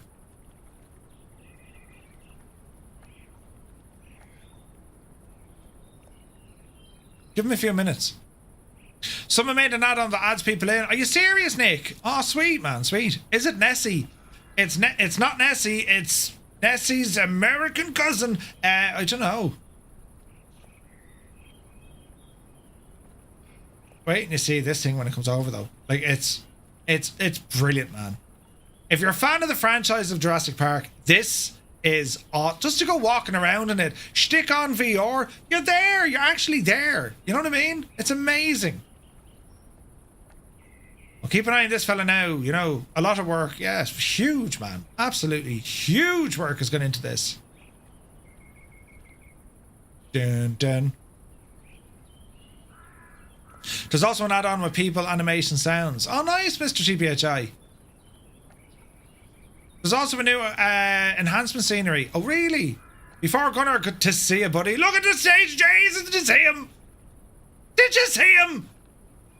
We were showcasing your beautiful liveries, the Jurassic Park and Jurassic World liveries, on the Scout. Is this out, MacVision? It's out. Now we'll go exploring more. Links won't work. Look at it, Jesus. Links won't work in the chat, lads, so maybe pop them over on our Discord. And look at, I think, Jesus. Look at him. Pull the big switch, good buddy. Hinchy, you're welcome in. What a time to arrive. There's dinosaurs doing things with stuff, look. Jesus. New PC, have to change my account. No worries. So that's just one of the divils. Hinchy, hope you had a great stream, bud. Welcome in, lads. And welcome to Flightsim Wednesday. The news. We're here checking out Jurassic World. And this is from Orbx. And I'm staggered by how freaking good it is, right? I'm going to avoid that attraction, right? Is that Jamie jumping out the water, right? It's incredible. So we'll ramble up over this way. And like what I'm saying, lads, it's not just a single island. They've included all of them. Now, you're probably saying, Murph, where's the lads? I'll show you, look. They're just out rambling along, and next thing you see, friggin' Brontosaurus. Look at them! Ah, sure, how are the men? Look at them! They're like cows. You know, prehistoric cows. Practically geek. Good to see you, man. Loved your review on the old headset. Very well done, mate.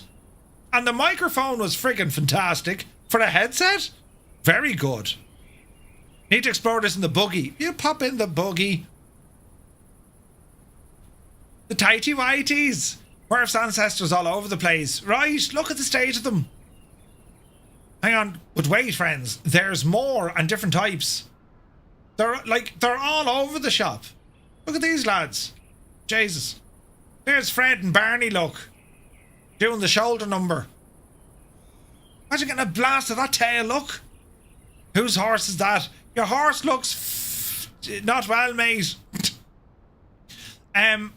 Right, we'll manoeuvre now to some other places. There's things to be found and a bit of crack and all the rest, right? But this scenery is... I'm properly blown away by this. I think Orbx have done something truly, truly brilliant with this. It's awesome. And the fact that they've included in, you know, a load of little airports and airfields and places to land, and there's a couple of missions there as well. This is just a nice place to go exploring. Even if you weren't into the friggin' dinosaurs, look at the scenery. It's stunning. Look at the size of this friggin' biome up here. There's birds and everything up here. Well, they're not birds. What were they called? Not pterodactyls. What are them other flying fellas? How much is this? 25 bucks. 25 bucks for, like, well, look at this, look. Now, I can't get in here, but we can stick at the camera in and you'll probably see them, look. There, look at him. That's a tree, a big Asian. No, there he is, look. Wonder what he's thinking. His mates are flying. Isn't it mad? Dragons. They're not really dragons, I suppose. And that's just one of the islands. Right? We're going to get creative now. Up into the outer world of space we go. Look at the size of this one. This is Isla or Isla Nublar, right? Airports, and you've got loads of stuff happening, right? Now, where's the rest of the shagging ones? It could be some distance away. It is some distance away. Hang on. We'll jump. Jesus. We'll go to another island to show you. It's nuts. Absolutely nuts. So there's... How do we get rid of the... I don't want the clouds. Right. So here's that island with 3 main airports and a whole load of helipads, right? Come on, Sim, you can do it. Now we'll head south and we have Isla Mantanceros. Never heard of it. Then we have Moretta, or Morita, yeah.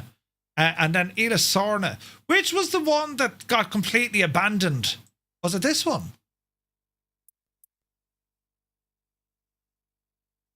Yes, this is the one. So this is the one in the movies. It got completely abandoned, right?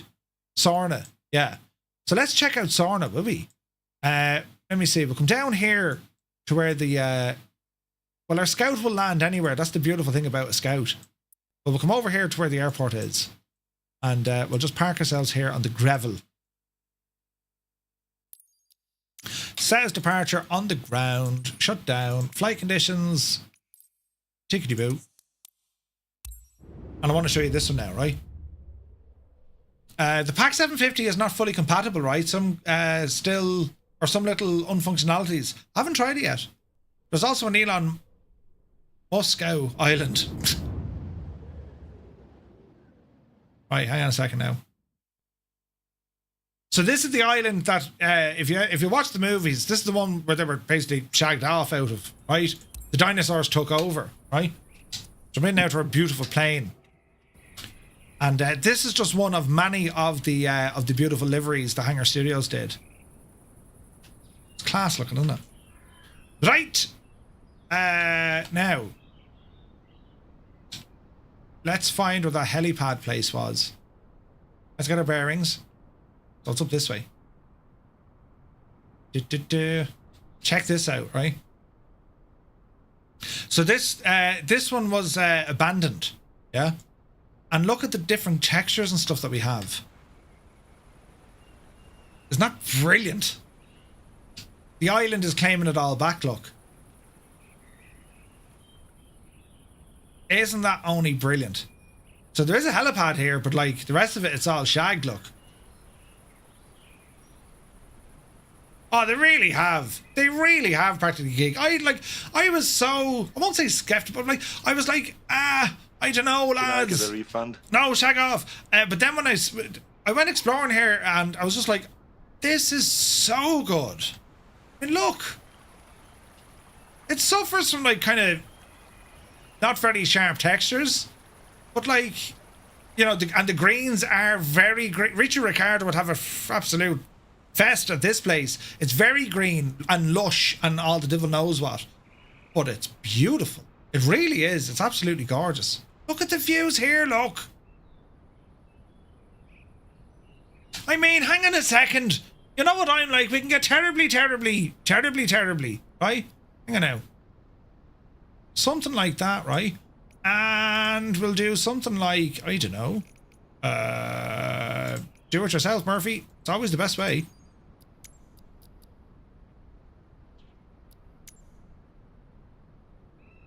Right?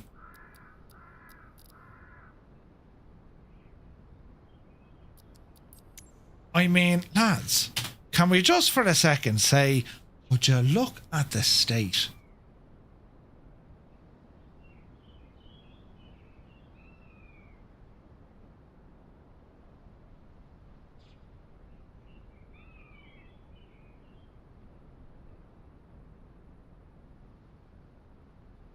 Oh, Jesus.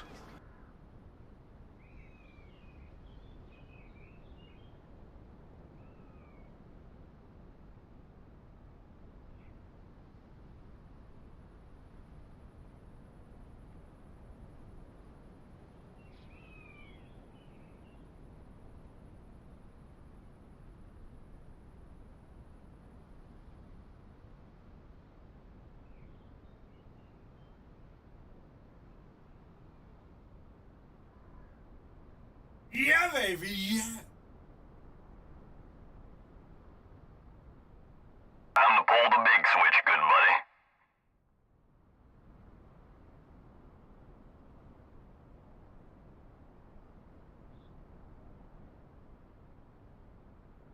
buddy. Isn't it absolutely unreal, though? Hello there.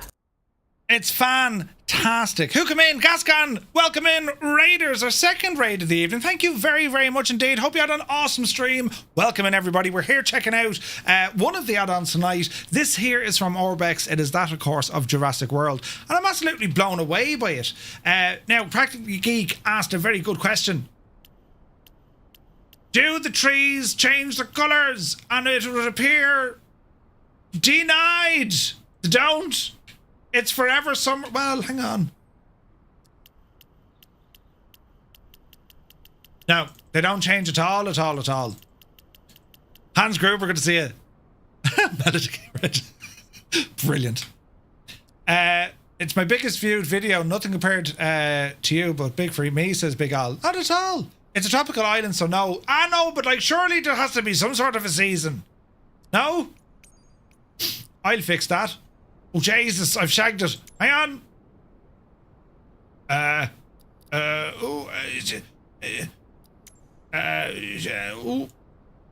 no, you can't even put snow on the thing. Yeah, you can't put snow on it. Worth mentioned, Bijan add-ons are not compatible. Okay. Right, let's go back into this. I love the sim and you can play with the weather. And like just the overall state of the place, right? Now, as I said, you know, all of the islands, all of them. Jurassic World, yeah, that's the game. Yeah, it makes sense, I suppose. There's no freaking seasons, you know. But look at the detail, even in the mountains. Look, isn't it very good? Isn't it? Like, look at that. For something that was imagined up by people. Isn't it beautiful? I mean, forget the dinosaurs for a minute. It's the whole place is gorgeous. So there are dinosaurs roaming around this island. Sure, didn't they have to abandon it? Didn't the velociraptors go absolutely friggin' nuts here? Oh, Jesus. But you can see where they were trying to build a something, look. Like the bird sanctuary place. Look, there's more of them fellas. Jesus, there's loads of them. Look at the tails in them ones. Welcome to my secret underground base. If there was ever going to be, you know, a super evil villain's headquarters, it'd be in Jurassic Park. I mean, think about it.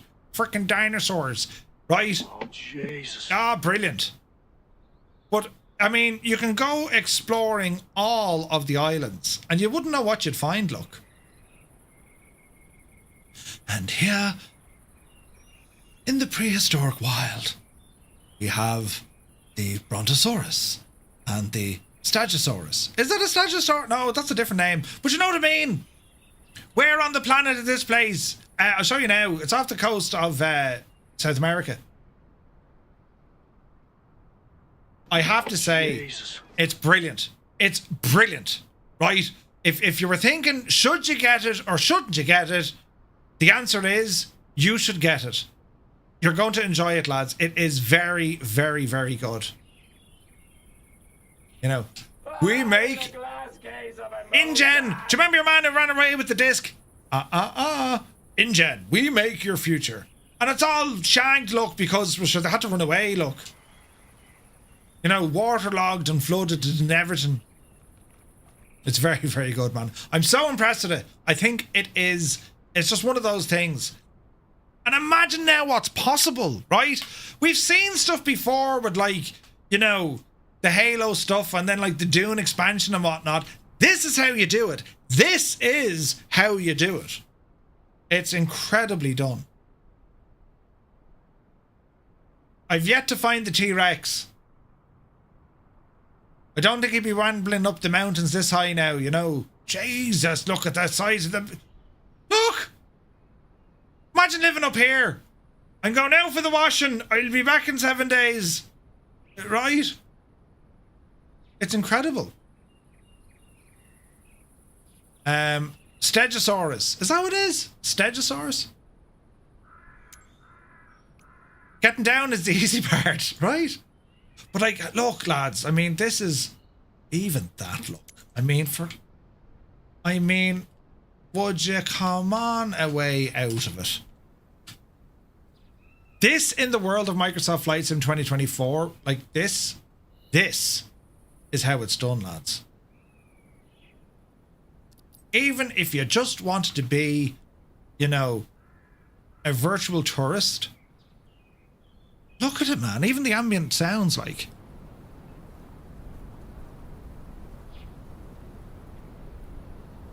Norbert is here. Good to see you, man.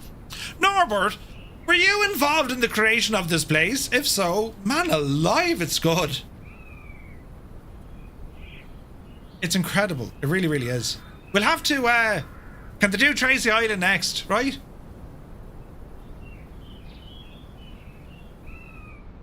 Is he? He's north of the airport. A roaming T-Rex. Hang on, we need to go find this devil.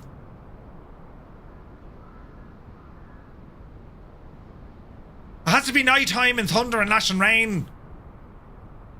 You know. Well, the sun sets in the west. So north is here. So he's up this neck of the woods, is he? I'm a long-time die-hard Jurassic Park fan. There was many things missing from the island from the movies, but on Discord, Orbx staff mentioned there was more coming. Ooh, nice. Hang on, we need to find this freaking T-Rex.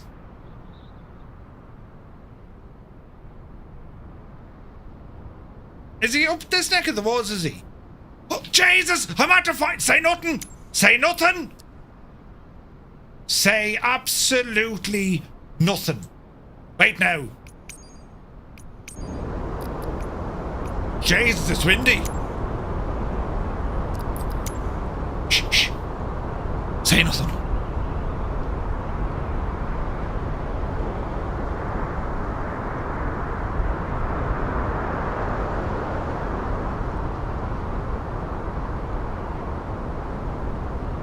Dreamy, sleepy, nighty, snoozy, snooze. Don't turn off me lights!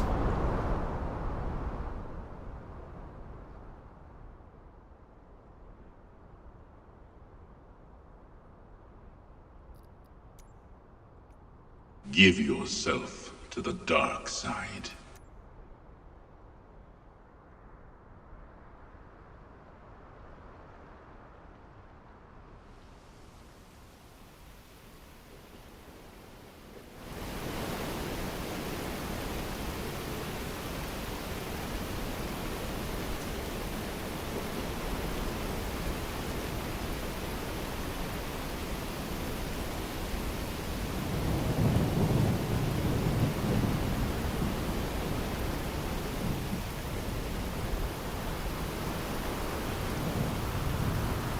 Don't anyone say feckin' anything! You have to keep quiet!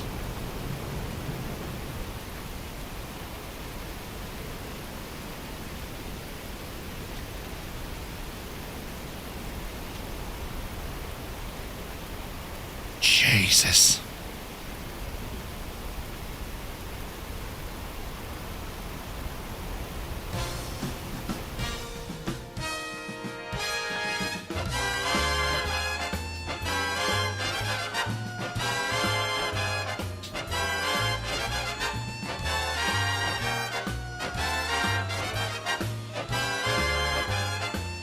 The name is Detective Sergeant Frank Drebin.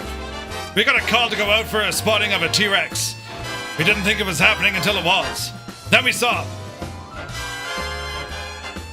Jesus! Jade, look at him coming for us! Back it up, Benton, back it up! Quick! Oh, Jesus, will you get out of here quick?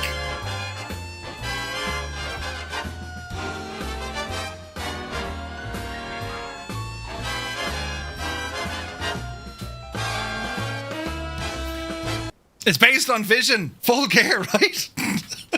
That's very good, isn't it? It's brilliant. Look at the state of that look. Jesus. He's just out for an L ramble, you know. Brilliant. Run, Forrest! Brilliant. At one stage, I thought it was raining upwards. Run, Forrest, gee, just stop talking to people.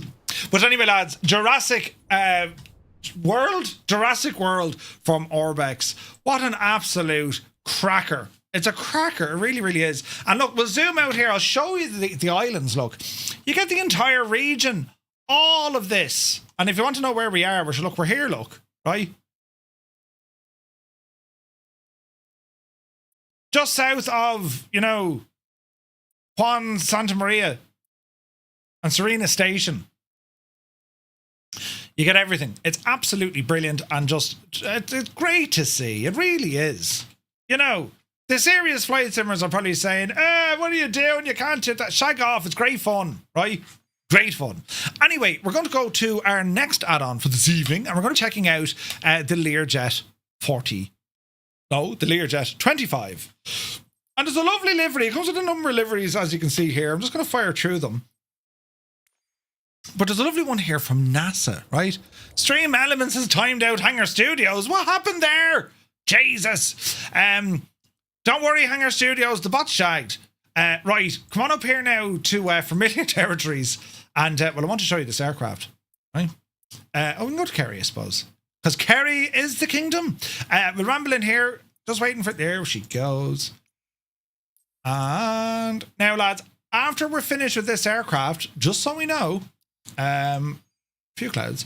As just so we know, we're going to be checking out the new St. Bart's as well. So make sure you don't go anywhere. Wrong button. Don't adjust your TV sets. Right? Norbert, absolutely my pleasure. My pleasure. Great work with the scenery, man. It's so much fun. So much fun. Right. This here, friends. Oh, by the way, if you want to know, Jurassic World, that add-on, it's $24.99 US. Available now over on Orbx. Here's the link. It's going into the chat. Make sure you grab it, right? Do the testing in Kerry because nothing of value will be lost if you shag it. Oh dear. Right, let's have a look at this machine here, Red Rider. It is that of a Learjet 25. So, before we do anything kind of too fancy, It's a big 10-4, good buddy. the doors sound like the opening out of, you know, what was it? Doom. Do you remember Doom?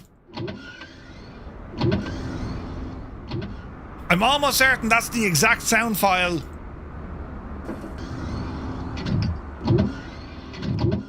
Of Doom. Remember Doom, the original PC game? It just is, right? But anyway, right? I don't make this stuff up. It is Doom. I'm telling you, right? The audio files in this node. I heard that sound before. Right, calm the breezes. Anyway, what do we have here, lads? Well, this is from a developer called Xtreme Prototypes, right? And it was originally down as an add-on for P3D. Holy frame rates, Batman, right? So, what do we know about it? Well, products. Microsoft, it's a 2020 product. And we'll read it together, friends. We'll read it together. So the Xtreme Prototypes GLJ Model 25 is a complex aircraft simulator, features the classic retrofitted GNS 530 virtual cockpit. Comes with 14 liveries, a full PBR material and texture set, high resolution 3D models, hundreds of animations, visual effects and sound effects with custom aircraft systems. I'm after bashing me leg! Oh Jesus! And support for third party GPS and GNS systems and radars. And it also comes with a 300-page manual. Wait, what? Right? 300, Jemima. So, there's a lot. 328 now since I last looked at it. There are tons of information on this aircraft. So, there's no doubt they know their stuff. If someone's able to put together, you know, a 300-page friggin' manual, they know what they're talking about when it comes to aircraft systems. Fair enough. So that's quite good to see, right? All right. Hello The there. price is $49.95 Canadian, right? Papito, thank you very much indeed for the follow. Welcome in. Optional third-party GNS navigation systems and radars are not included and must be purchased separately. That's okay. You must accept that. Please read software features. Grand. So how do we put that in? Custom. Custom GTN? No. GTN. There we go. Where's this now? Please beware, some party systems may interfere with basic autopilot stuff. That's okay. How do we install or activate such?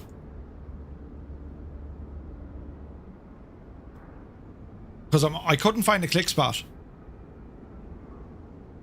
I haven't, unless you guys know, I honestly don't know where it is, right?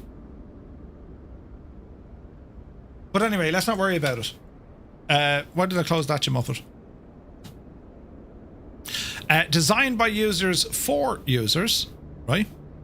Recce Pilot, good to see you, buddy. Same company did the X15, that's the one. They just know how to use AI, right? A unique add-on for your hangar, a fighter in civilian clothing. So they give a nice description about the aircraft, and then it goes into the features, right? Lots and lots of features, lads. There's a barrel load of features. And then any software updates, nothing there at the moment, and no reviews at the moment. So what do you get for your 49 Canadian? Let's have a look. So from the exterior, they're down as 4K textures, at least that's what they say they are. I don't know, it's... I'm not... I mean, they're clear and they're nice, but they don't seem to be as crunchy as you'd want for 4K. You can kind of see some of this kind of stuff, right? Daring Daz, take it easy, buddy. But some of the other decals are very well done, right? I don't know, I don't get it. Like, if they're saying it's 4K detail, I don't know. It's like the mesh or mapping or something is a little bit, maybe. I don't know, but we'll see. But modelling wise, it's a beautiful looking machine, right? Is the Lear 25. I mean, like, we have tons of detail on this aircraft. And it pretty much came out of nowhere, right? And we also have a Lear 35 in the sim, of course. Did you say this is a port? Not really a port. I mean, they said they've rebuilt it natively, some 30,000 lines of code to get it into the sim. You know what I mean? But these started flying in 1966. Just under 400 of them built. And yeah, they're still active. They're still active. So we can see we got a couple of static elements here. There's no walk around mode. As I said, this is that of a 2020 aircraft, but we have it in 2024 and it's supposed to work just fine, right? So I think visually, yeah, it's very nice, right?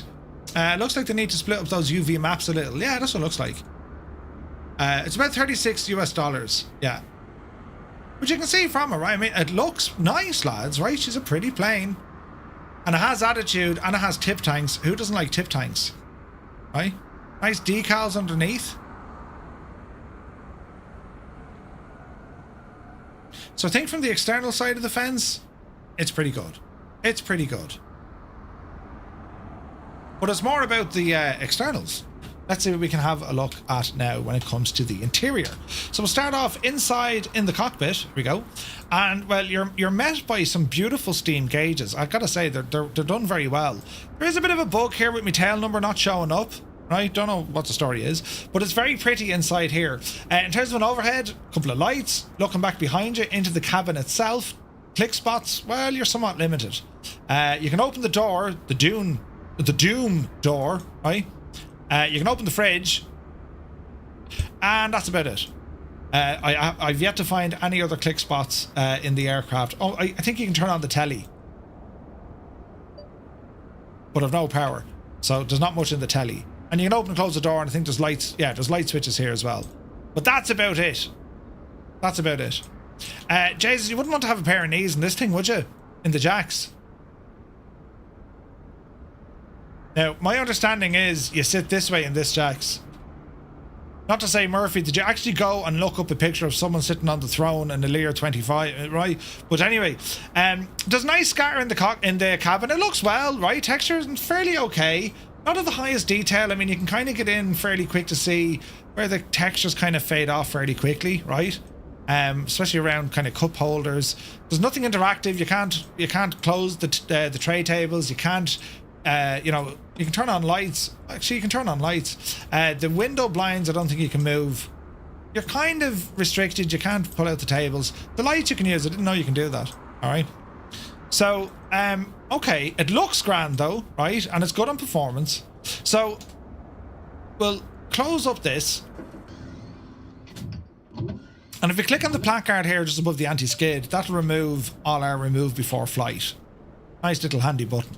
And there's another kind of a hidden click spot down here. I think if you click on the headset, you'll appear pilots. And you can change the pilots, you can customize them by going ahead and pressing on the center of the yoke. So you get the idea, right? You can mess around with the pilots and what they look like. So we'll leave them lads in play for the moment. When it comes to the systems of the aircraft, there's actually a lot of systems on this. And I think anyone who's, you know, if you're interested in learning a new airplane, this seems to have quite a lot of it, right?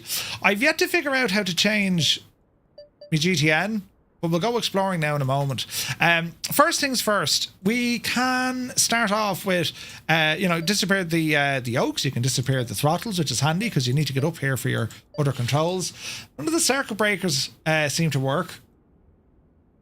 So, you know, when someone says study level, you have to take it with a grain of salt, or in this case, you know, about a tablespoon of salt, because to me, study simulation, okay, you have to study it in order to learn it, sure, but like missing out on circuit breakers, come on. Just freaking default aircraft that have working circuit breakers now. But anyway, I digress. We'll start off by turning on the batteries and have a listen to the sounds. Sounds are pretty good in the cockpit for the systems.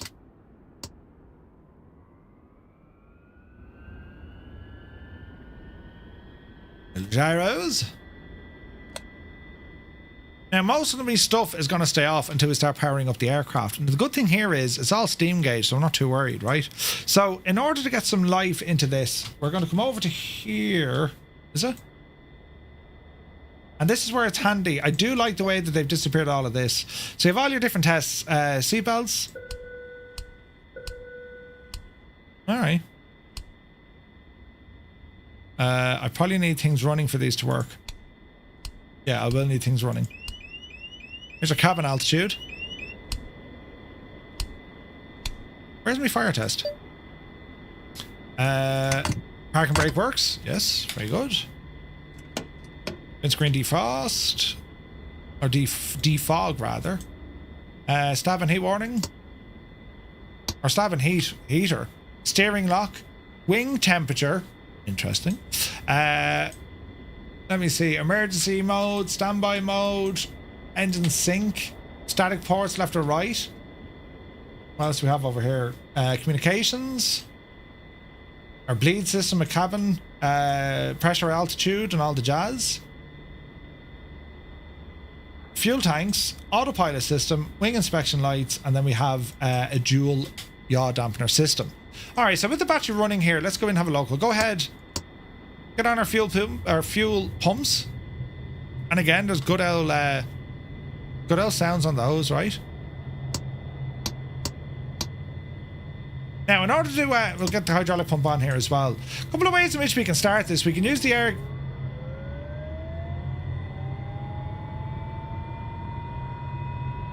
We can use the air ignition system, right? Or we can just go for a start. So, with our systems now, with the pumps running, we'll go ahead and engage the right side starter. And we listen to the sounds. So, we can see RPM is starting to climb. Decent sounds.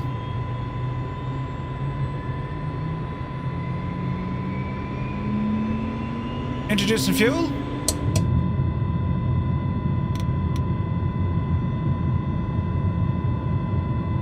%.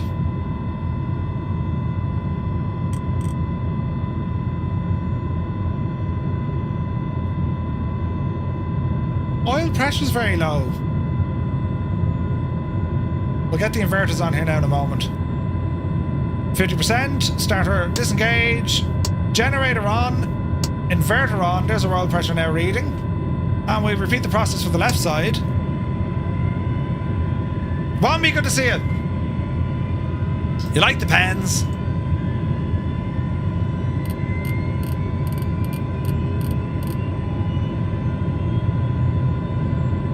About 10%.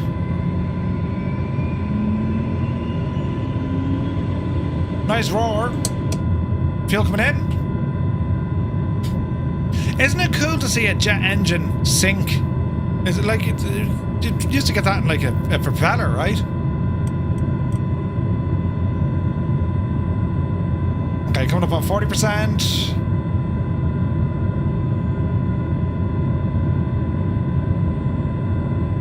Inverter's off. Generator on. Left inverter online. Avionics. Nice sound effects with the avionics coming on board. There is a weather radar. Now, I don't know what that does. I'm clicking it.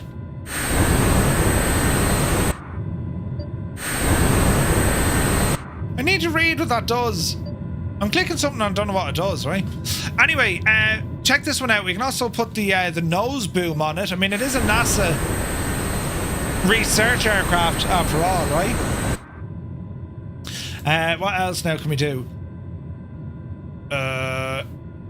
I don't know how to swap this out. I haven't found it in the manual yet. Now, the weather radar, it doesn't do anything. In fact, every mode is just that one still picture, and it's just a, it's like, you know, it's in op. Doesn't do anything, unfortunately. But it's study level. What else do you want here now? Hydraulic pump is fine. Inverter, strobes, beacon navs, they're all grand. Stall warnings need to be turned on. Auxiliary buses, leave them off. Let me see. Air bleed systems normal. Gear unsafe. Test is working. Come back down here now to me fire detection test. That should be making all sorts of a bell, should it not? But anyway, let's go with that. Maybe it doesn't. What else do we have here now? Lights. Test. Yes. Thrust reversers arm. Now, what are you complaining about? Engine anti-ice. Alright, LP heat, come on. Stab heat, come on. Does it really want anti-ice? Left and right engine anti-ice. Windshield will be set to auto. Windshield and radome on or off. Let's see here now. That looks good. That looks good. Landing lights, auxiliary buses. Anti-ice. Interesting. Nose wheel steering is already on. Nav or GPS mode, so that's all working nicely. The nacelle heaters? No, that's not right. Windshield heat. That'll get hot just sitting there. We'll leave it on auto though. Turn it off. Now I wonder, engine ice, is it because we're low power? Will that make sense? Let's give it a bit of shtick here and see what happens. I imagine it's low power, I'd say. Easy. Yeah, okay. So it's driven based on power. That's alright. So, I dare say I think we're looking okay. Flap sounds? Good sounds. Really good sounds. Alright, let me see. Left and right PD are on, that's okay. Parking brake is already on. What else do you want here now? We're going to go with our Rico lights, taxi lights, pressurization, that's all there as well. Nice. Okay. Power's looking good. And terrain is there as well. Right, off the brakes.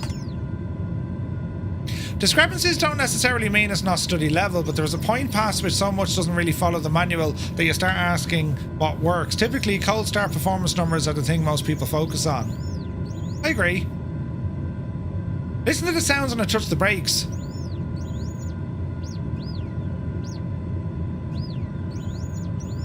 You hear that?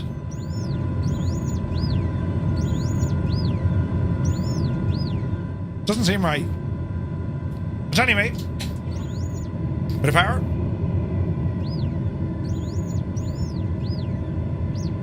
It's the same sound when you just barely touch the brakes, though. You know, I'd like to see that tweaked if they can. Jesus, windshield overheating, stupid thing. I turned it off. Wing overheat. Hang on a second. Stabbing wing. Oh, Jesus. Right, it's grand. Change the brake pads. Brakes are really bad in this. Brakes are horrendous in this. Although I'm saying that, if we were to now stick it into reverse.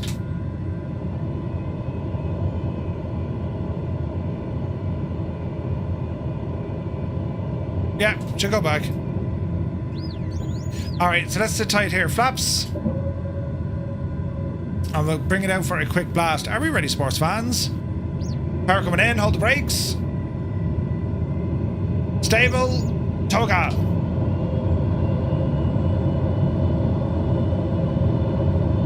Battery's very hot. Wait, now, do you have to turn off the battery? Our gens will probably do it. Let me see, speed 120, upsy daisy. Oh, is it ready to climb? Gear up. Flaps in. Bit of trim. Now when it comes to the sounds, lads. Actually, we'll get creative here. Let me see. That's grand. Let's go heading mode.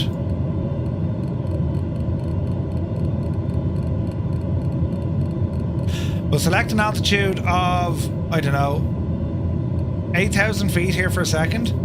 We'll come down to our autopilot.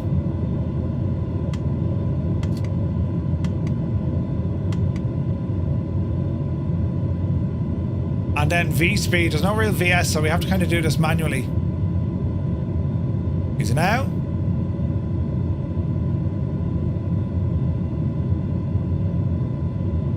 Look at our speed. This thing is a friggin' rocket ship. Look at the speed. Now the sounds, right?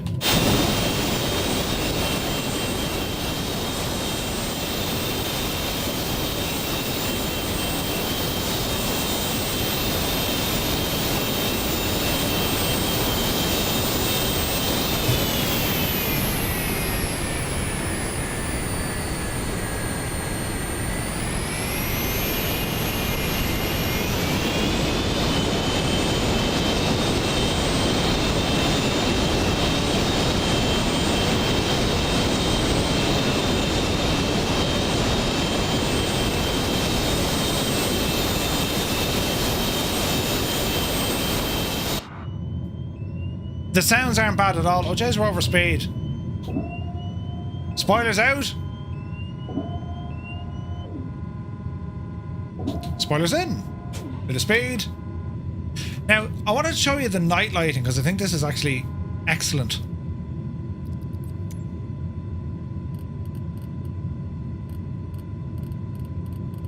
Right?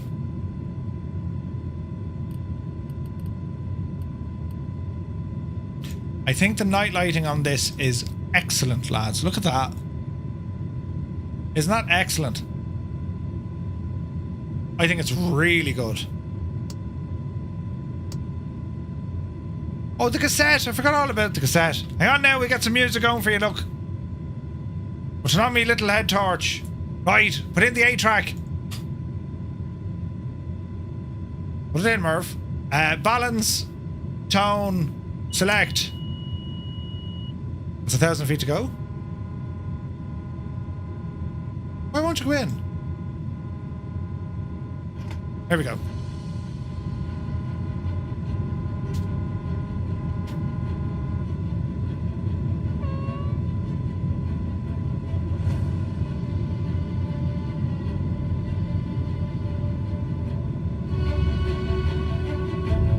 Track 2? Oh wait, balls. Put it back in, you muppet. Track 2.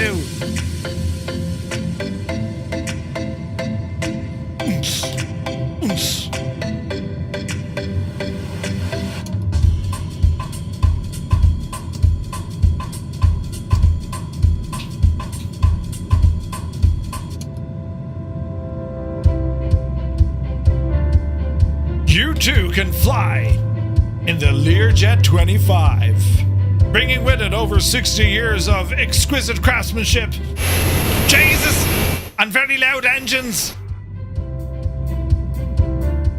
It comes with the brand new futuristic GNS 530.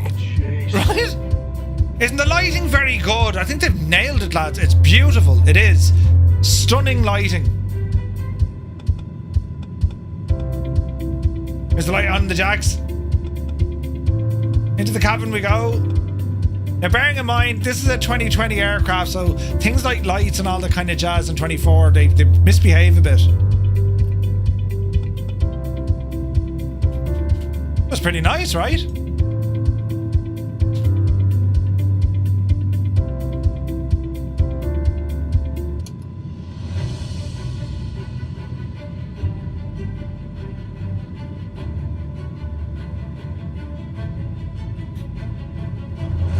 The freaking shifter actually works. That's brilliant, isn't it?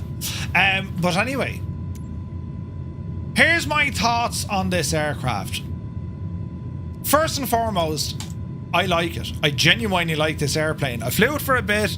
It's very fast. It can get to a ridiculous altitude, and the systems make sense. They all seem to be following logic. There's a couple of bugs I found, but nothing to write home about. What this aircraft is desperately missing. We are in 2024 in terms of a simulator, right? It's missing an EFB or some sort of user interface that we can change options, right? It's like, it's so very, very odd not to have a relatively complex aircraft now that doesn't come with some sort of a tablet.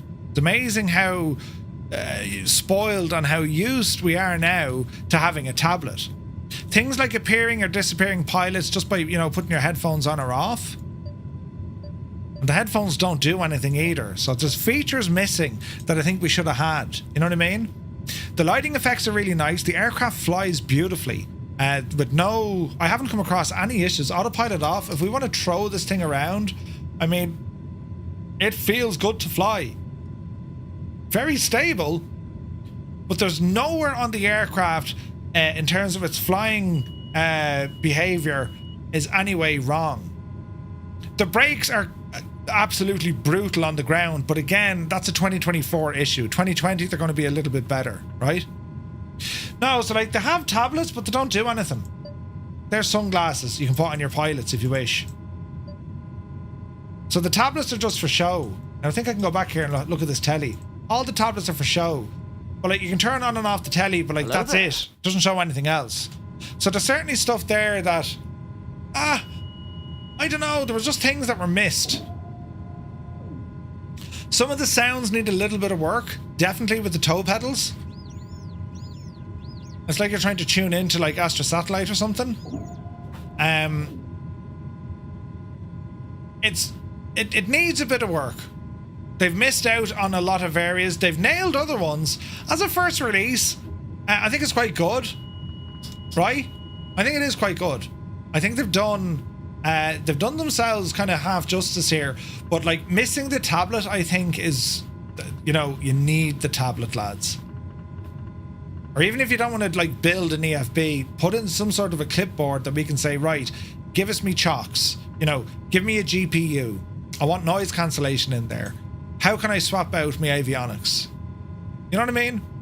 But outside of that, and I genuinely mean it, this is a nice aircraft. When people were saying, Murph, you know, have you flown that aircraft? What do you think of it? Should I get it? I would have to say, if you like flying business jets, it's loud as the devil outside. If you like flying business jets, I've enjoyed flying it. I really have. Now, 2024 also has the bug with the lighting. I'm sure you'll see it at night time. It's like a green circle that goes around it. It's like it's tinted. And you have the option of, you know, they have click spots. Get rid of the nose on it, you know. But it flies well, I think. I haven't found anything majorly wrong with it. There's no dynamic liveries, I suppose. You can't put in your custom tail number. It's a rudimentary autopilot so far as there's no VS. Well, there is kind of VS, but like, it's still a nice machine. Definitely needs a couple of fixes though. But I would have to say, at this moment in time, based on what I've flown, and you know, it has one of the best armrests I've ever seen in the world. Look. When did you ever see that level of degree gone into it?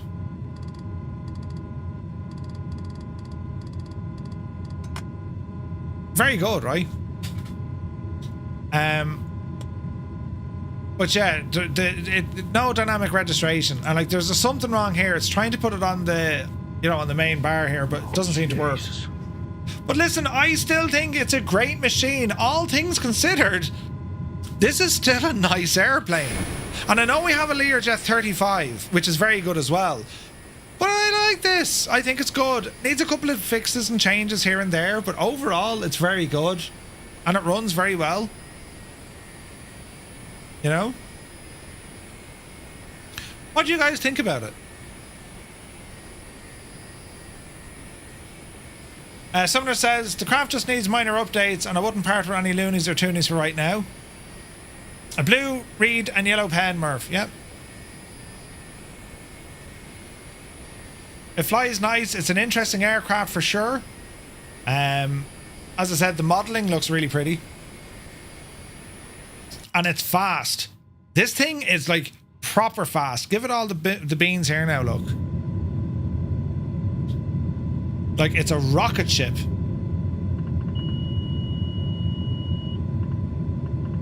Whished. There's 200 knots. We can easily get this to 350. Seems really nice, this one, yes. There's smaller things that can be patched, but I like how it looks based on this. Yeah, I think so. When I first jumped into it, like, it took me a while to get over the fact there was no EFB. I was just like, what? How? Why would they release it without it? But if they can add the EFB, I think this would be a superb aircraft. Fix the brakes on the ground, tweak the sounds. Then again, a lot of those are 2024 issues. It'd be nice to have some sort of a swappable avionics unit without having to go in to edit things, right? Because I think any changes, if you want to customize this aircraft, which you can, by the way, you have to get into almost, you know, dev mode. As in, you need to download the development pack and start messing with it. Not very user friendly from that regard. Look, there's 250 knots. We're climbing a friggin' 4,000 feet a second. Like, it's a rocket ship. It's a nice aircraft. So, and the sounds are absolutely ridiculous, but they're loud. There are some nice views in here as well.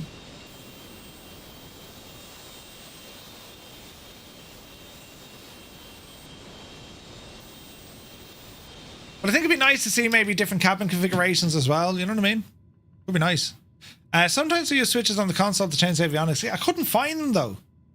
I couldn't find them. These are clicking buttons, but I haven't a clue what they're doing. You know what I mean?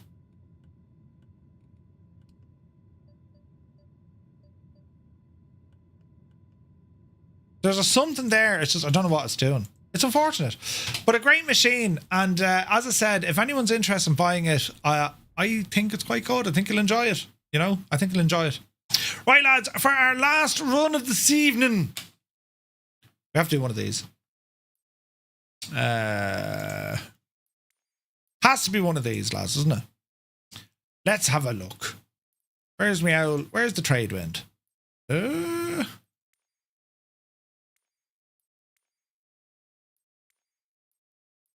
There she be. Now, we're going to check out a scenery. And, well, wait till you see this. Also, point a note as well, for iniBuilds, they have updated the 406 and they've updated the T33. We'd only mentioned that to them the other day in the stream, and it's fixed. They fixed the canopy. So we will be flying that T33 soon. Hashtag exclamation mark, you know, exclamation point, and all the jazz. Which is great news. So welcome to... Is that the right? Do one of those. Give us live weather. We're in the Caribbean. Welcome to St. Bort. We ran out of Bort name tags. We need more. So where's this one now? iniBuilds St. Barts. So SLHSimDesign, right? Experience one of the world's most legendary approaches. We've seen all of this in the preview videos, right? Kind of feel bad. I just picked up the Lear 35, but prefer the older Lears like the 25s, 24. I wouldn't feel bad. 35 is a great aircraft. Now, trade wind. Where's Captain Gaiman when you need him? He's going to be the voice of authority because he's been here many times. Fix buttons here. So we had a good long hard look at the trailer for this scenery, but we're going to go exploring it now, right? So here's our aircraft. The Pilatus PC-12, well known for these for this neck of the woods.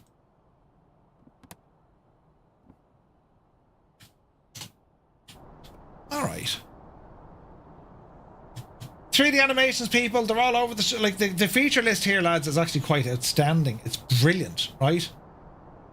It's a 1.6 gig download. When it's installed, it's about 3.6 gigs, right? And this is available right now for €19.42.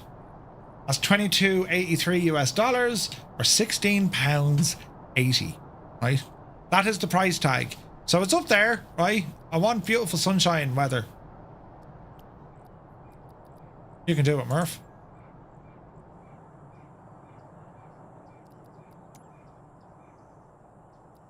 Yes.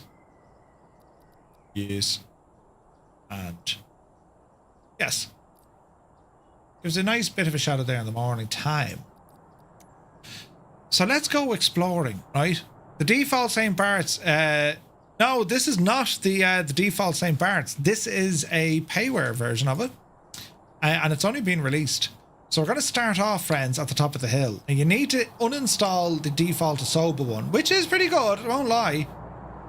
But we talk about immersion. Immersion! Just check out this. Cars are properly modelled. There's people all over the shop. There's Jenny on a scooter. Right? There's our cactus friends. And a man. There's Timmy.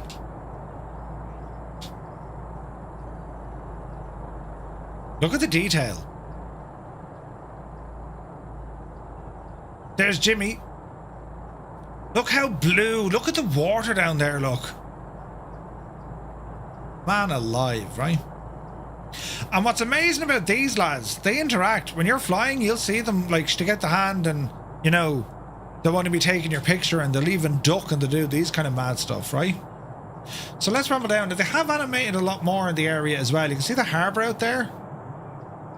So when you're flying in, I mean, your approach coming in, you get a lot of detail down on the harbour and down by the beaches because you have all sorts of jet skiing and acting the maggot and the devil knows what look. There are people on jet skis. Jesus. There are people on the beach. She's saying, I'd love to be on a jet ski. And he's like, if only she knew.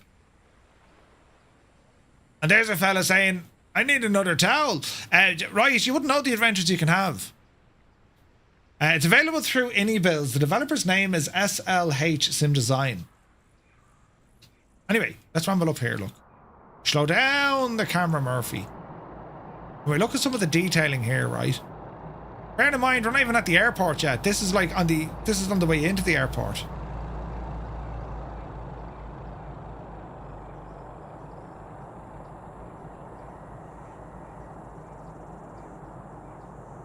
Was that 1901? Interesting. Got windsocks up in the hill. 3D gaffs all over the shop. And I love the fact that you have cars driving around. It just adds to it. Right, let's go down. Let's come on down here now. And like, look at the vegetation. Like, it's just class. This sim is class, man. When it comes to, like, you know, what's possible. So, I have thoroughly investigated and, you know, inspected all the parked vehicles. Not a single Skoda in sight. And they were doing well up until the point where they weren't. Wait now. Wait now. No, it's a freaking Nissan. And we've mopeds. Brilliant. There's a pharmacy. A salon. It's very good, isn't it? So far, this is very good. And this is outside the airport. We really needed this airport, says Muse. Is that you being, like, serious, or are you taking the Dennis Hickey?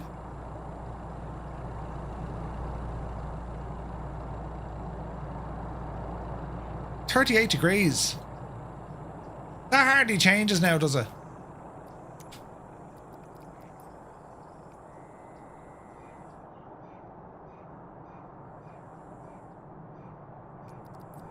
Nah, doesn't. Many cars, yeah, many cars. So moving into the airport itself, then loads of parking areas, and like, look at the detail with the flowers and all that. It's done really well, right? So like, check-in areas. Tons of detail. There's people out walking around. There's things on their screens. Pretty cool. Captain Berg, you need to go into your content, what's it called? Your content. You know, in the marketplace, when you go to your content, just type in the airport ICAO code, and on the Asoba one, just more options, click disable, it's done. Muse, I'm intrigued. Were you actually serious? Or are you saying no more if we... Oh, hang on, what happened there?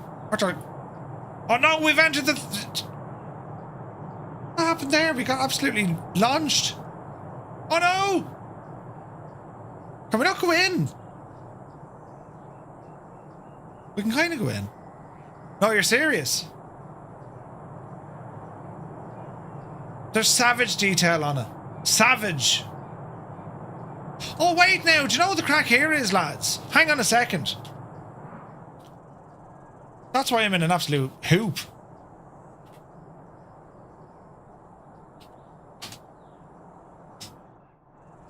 We'll go on foot. And the reason why we're going on foot, right? There's an elevator here that works. We don't have a decent Saint-Barthélemy until now. Oh, yeah. Is this for 2020? 2024. And there now, look. Baggage. I think that's why the camera was having a bit of an issue. We can go inside, look. We are. Ladies, how are you? How are you? How are you going? You're looking well. You're looking well. Yeah, that's what it was. I didn't like me going in with the camera. All right. Back out the door we go. More baggage areas and stuff. Bienvenue. How do we get into that tower? Oh, do we go up the... Yeah, how do you go up that staircase? Would that work, I wonder? Can we use the stairs?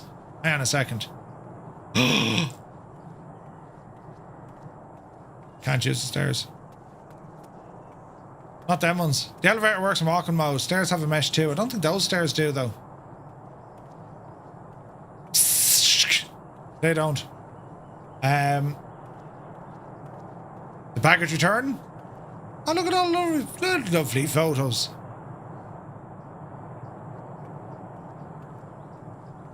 Jesus, we're outside. There's Jemima on her phone. Stairs! Yes! Yup, you divil you. Now we're getting somewhere. How did she do that? Oh, she's gone, look. Alright, yes. Lovely, yes, yes, yes. No ring in the hallway. Ah, they have Monopoly, look. Who's that? Kind of cool, isn't it? Into the bar. How are you getting on? No signs of Guinness. Jesus.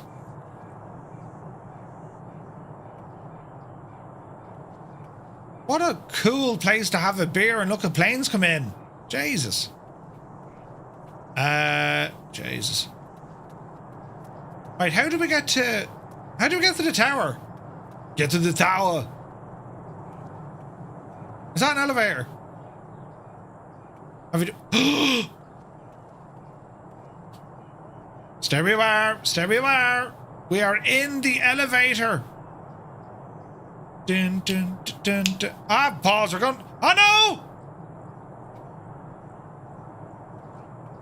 I want to fall out of the elevator. Ah! Hang on a second. What happened there? I fell out of an elevator. This is adventure game level detailing. Yeah, it really is. Right, we'll give it a second to calm down. It was getting all... Oh, look, the friggin' floor indicator. The number on the elevator actually works. Right now. Were we on the second floor or were we up on the third floor? Because I want to go to the tower. Ding! Will this actually work down here? You don't have the clearance to get to the tower. Oh, look! Now, don't fall out this time, you muppet. Alright, I'm going to do nothing. Let's just stay here. Oh. Oh.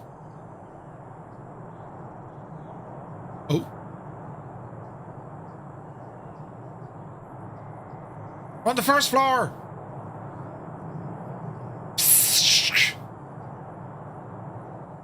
Oh, Jesus, it was behind us.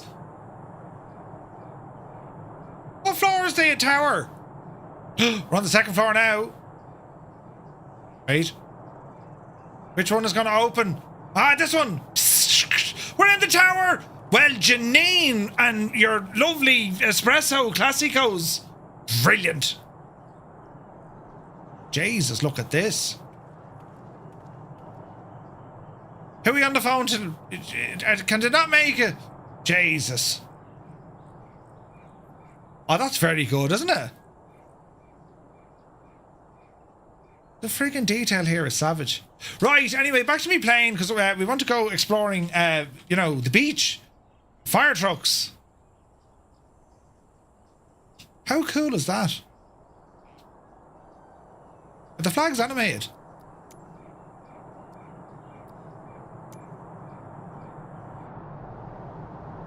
Oh, yeah. That's really good, isn't it? Right, less of that now before you hurt yourself. BMW garage, Mini, and Nissan. And there's cars driving around, look. That's brilliant, isn't it? No Skodas though, what a travesty. Petrol station. Man, the detail, look.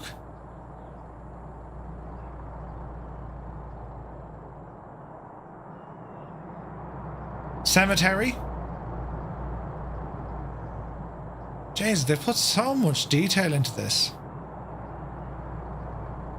Little weather station. There's people on jet skis.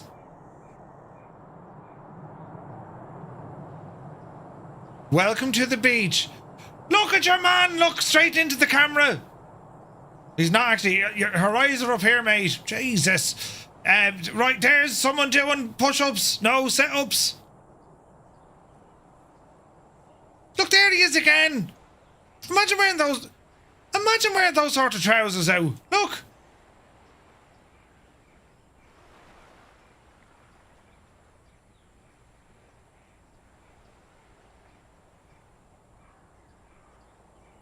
Who was your man that was in, who was your... Jesus, lads, what's going on here? Who was your man that was in, what did they sing? Daddy Cool and, you know, Jesus. They're walking through us. Boney M. Looks like your man out of Boney M. I know I'm not in first. Balls! I wanted to be in first person running on the beach.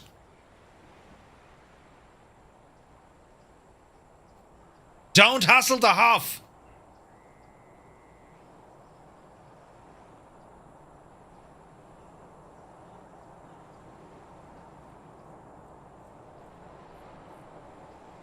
Oh, hang on, there's a fella in the swimming pool. That could have been hilarious. Right, where's this now? She froze out. Look, your man, did you do some weeding in your garden? Jesus, the detail here, though. Isn't this absolutely insane? And like the animated people as well. Like it's you know. Here we up. This is done really, really well. Freaking awesome. There's a man in a boat having a beer. Oh, Jesus. Are they having beers? No, they're not. Yeah, it'd be great if they were playing volleyball, beach volleyball. That'd be brilliant, wouldn't it? Speedo time, right?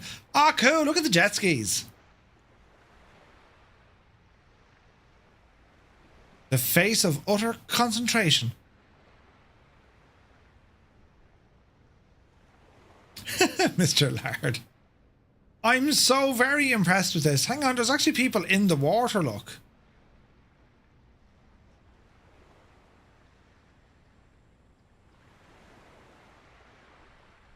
For what do we see upon thy fair brow, Proline? Worf, did you do the hill approach? The animations are wow, really? Slenderman on vacation. Grizzle, good to see you, buddy. Oh, look at the detail up here, look. There's more of it. He's having a shave. You know, looking straight at us. Hello, he said. Is it me I'm looking for? Jemima's putting on the sun cream. For I bet he's gone through the bit, but sure, listen. It could have happened to anyone. But there's more over here, look. Gee, I love this when you get developers who just go like all out on scenery design. It's class to go exploring. Do you know what I mean? Your man gets around, doesn't he? In his colourful pants. Oh no! They've sank into the sand. They've been playing sandcastles.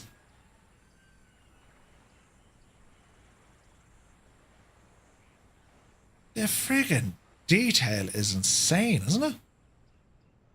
The eyes, kind of eyes that follow you around, right? But look at that. I mean, there's boats moving, there's jet skis. What a facelift for what was already such a beautiful part of the world. It just feels very much alive now, doesn't it? Like, doesn't it? It's really, really good. Really practically geek. That's awesome. Yeah, I think like they react to your aircraft, they'll duck and they'll take selfies and all this kind of jazz. What's you like at night time, lads? Night time. 8 o'clock at night. Did they stay on the beach?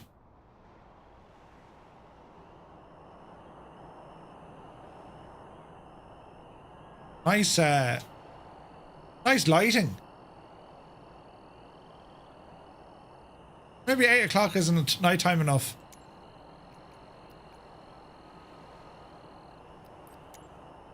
Quarter after midnight.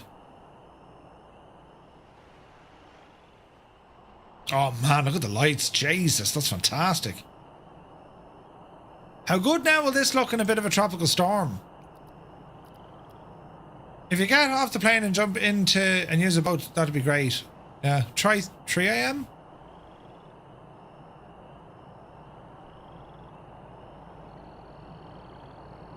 Let's see, can we throw in a bit of like tropical kind of storm here, look.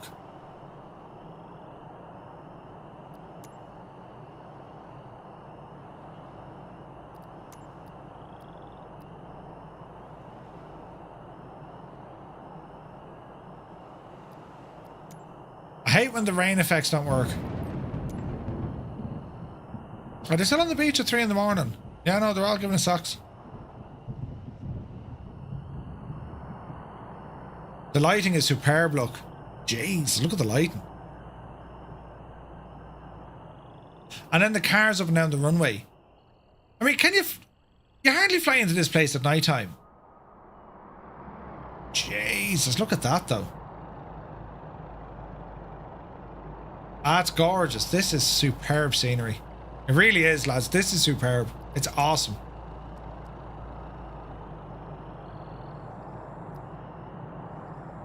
Kind of a nice evening kind of a feel to it.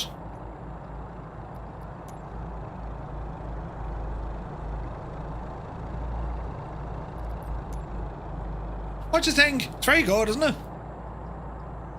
You're here for the bikinis?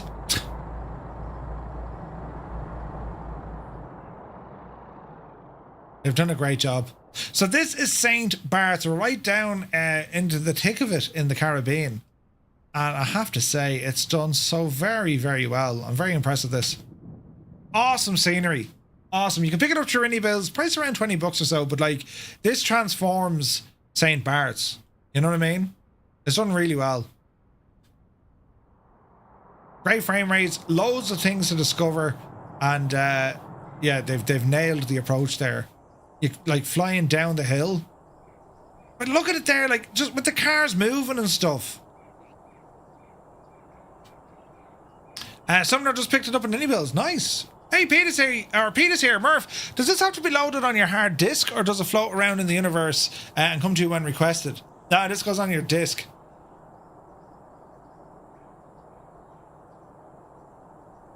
Land the PC-12? What time is it?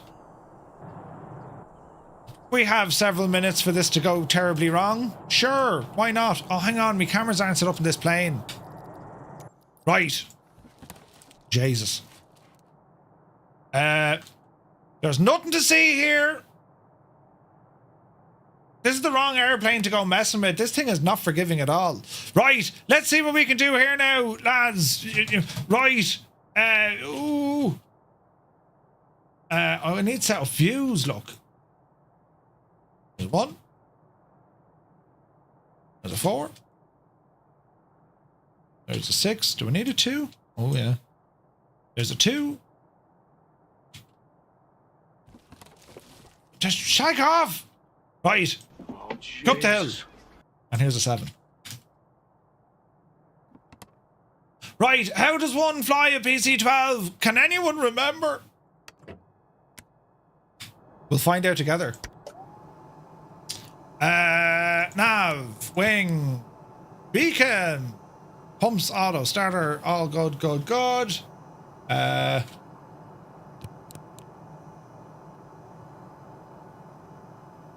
Fuel shut-off valve, conditioner, fire.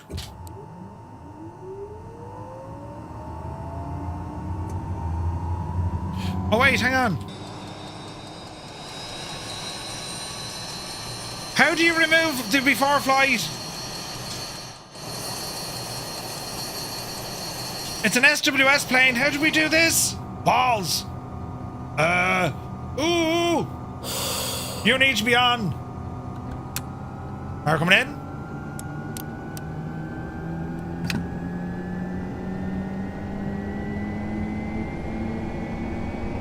I forget how to do all the stuff.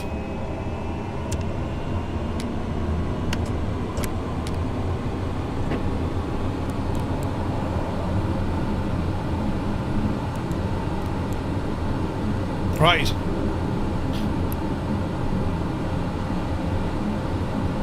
Probes be gone. Flaps.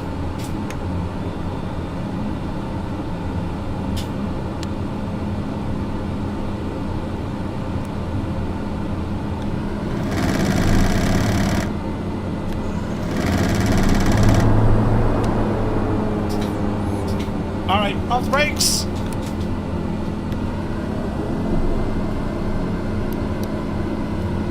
This is a terribly, terribly bad idea.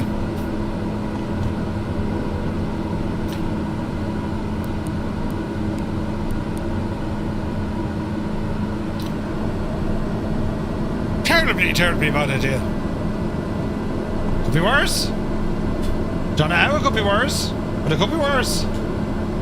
Don't panic now. And the cover's off, yeah.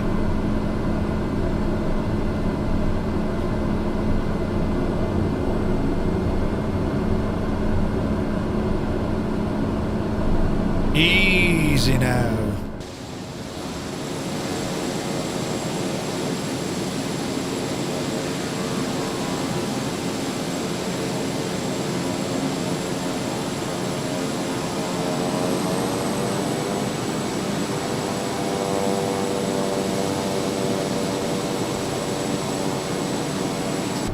We're in the SWS PC-12. It behaves. Right, friends. Be careful, tailwind takeoff. Be grand. We're going to take off this way and then we're going to land this way. That is the plan.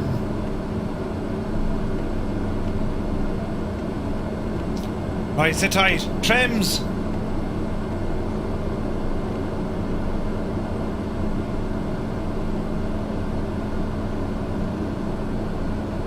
Why is my trim working?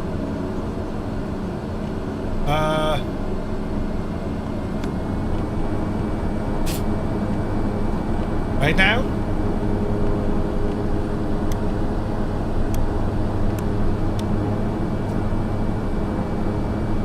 Is there a button for me electric chip? Oh jeez, don't do that. Is there a button for me owl electronic trim?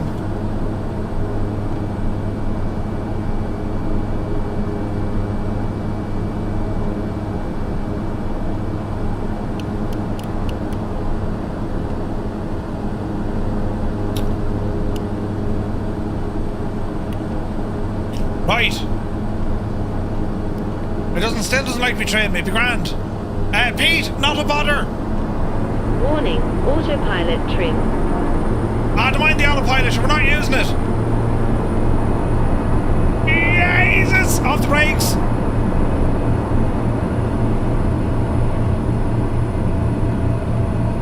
Airspeed alive. Jesus, what have we got up the hill there now, Jesus! Don't crash on takeoff. I'm going to crash on takeoff. No, we're not. Yupsie daisy. Yup, you devil, gear up. And around we go, friends. Around we go. I'm not looking forward to this at all. Easy. Easy. Flaps in. Get a bit of speed into us.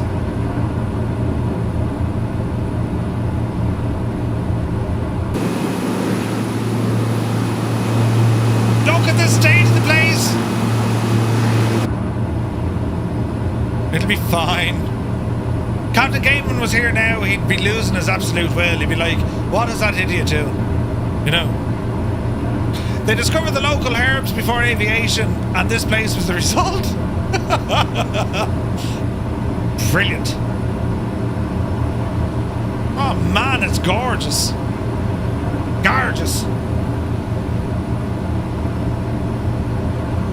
Easy now. Watch the speed.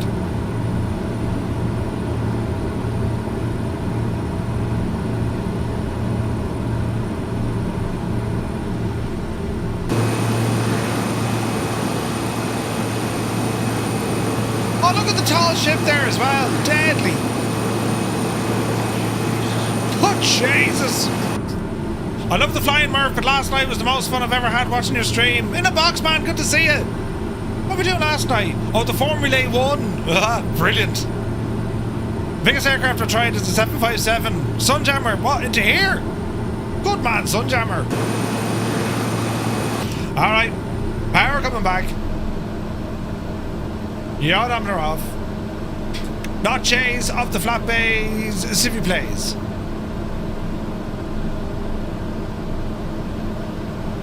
Oh, we're very high.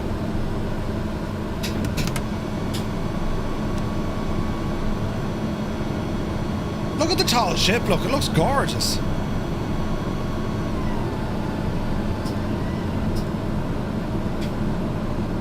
This is going to be a disaster. Now keep your eyes out for people doing selfies and whatnot. Oh jeez, we're very high. Don't panic or sink. Don't sink or panic. Ducks, right? We won't have far to go. Easy.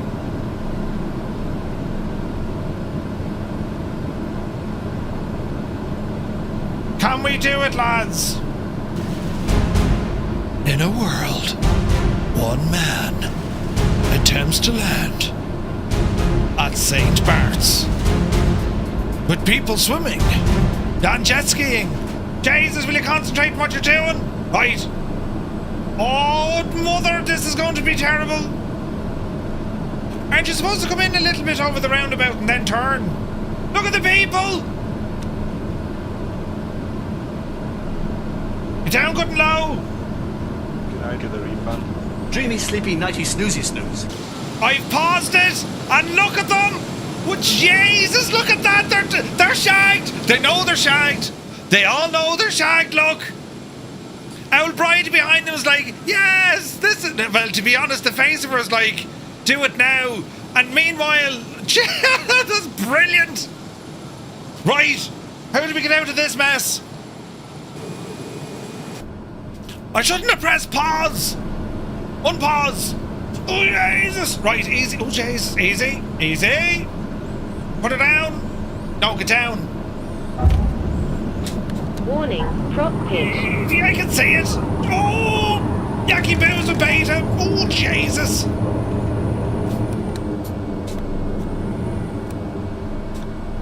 Landed it. We landed it and we're alive. It shouldn't have happened that way at all. Yeah, I mean, that's, you know, that's how we fly. Yes. Oh, Jesus, nearly went off.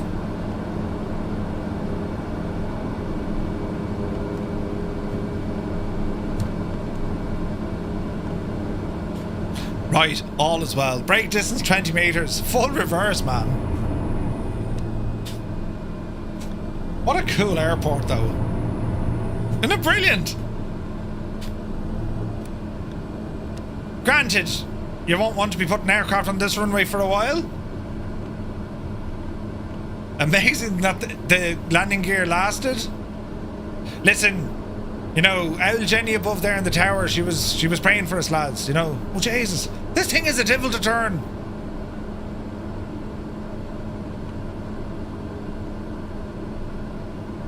Right, who's next? We're doing these sorts of stuff. We'll have to wait that one now, Big Al, for another night. You get the RJ in there, no bother to you. Oh, yeah, oh, jeez, 100%. At night time, hands. You know, in a storm, right? Brakes on.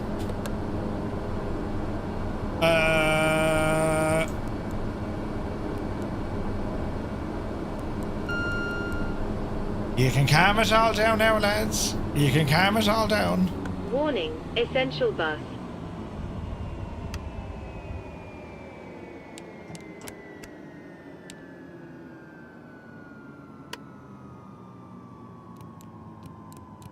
They don't need to know about it.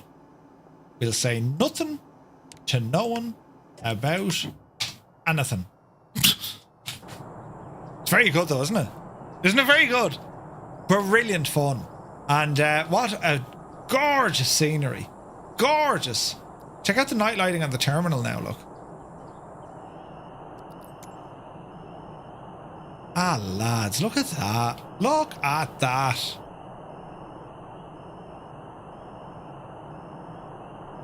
Incredible lighting. He done unspeakable things to it. Captain Gaiman! Ah, good to see you! Oh, Jesus, you'd have been proud of us now. Landed that thing like, you know, something you've never seen landed before. Do you know? Can we go into the tower here with Jenny now? We can. Yeah. And this secluded... No, let's not go with that story. What a brilliant, brilliant scenery. It's excellent. Should talk to someone who used to fly there. Oh, I'm sure I've never seen it done before, right? And she's still on the phone. Yeah, it's a very important call. She's on to Captain Gaiman and say, your man's still having the pints. Right, lads, that is going to do it for this evening. I want to thank you all so very, very much indeed for tuning in. I hope you found tonight entertaining and informative. Maybe you learned something, hopefully put you in the right direction when it comes to add-ons. Massive effort coming from SayIntentions. They're doing incredible things with the new maps and also their checklists. Jurassic World from Orbx. Absolutely incredible stuff. We learned that iniBuilds have updated the 406 and the T-33 jet trainer. Then we checked out the Lear 25 from the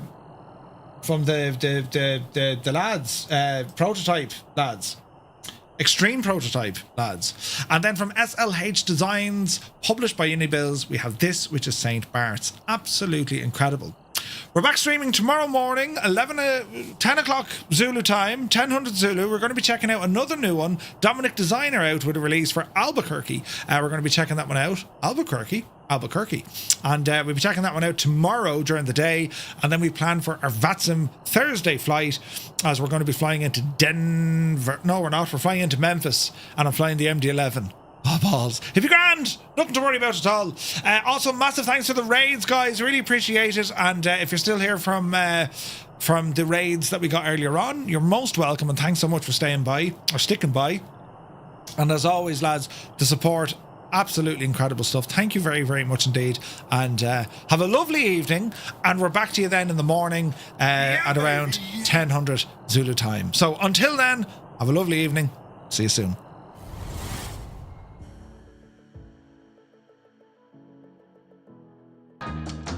Think about it now, right? I'll sing it for you. Everybody's looking at my tight pants. He's got his tight pants. He's got his tight pants on. I'm actually not wearing tight pants at all. No, they're loosey-gooseys. Do you know, they're the in-house joggings or yoggings. I think it's a soft J. They're the in-house yoggings. Don't panic. Just hope for the best, Murphy. Oh, Jesus. Don't end in all fear and terrible. Yep. Oh. Banking. Up. Shh.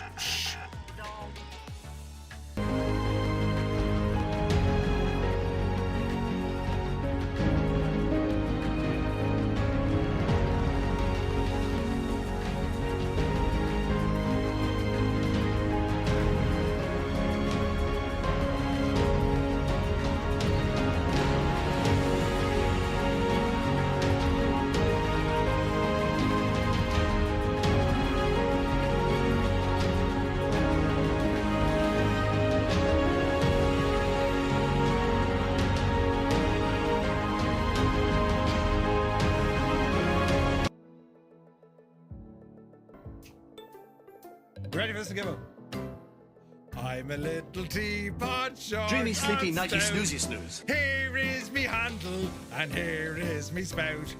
When I get all steamed up, hear me shout. Just tip me over and pour me out. Ah, Jesus! Oh, stop. You see?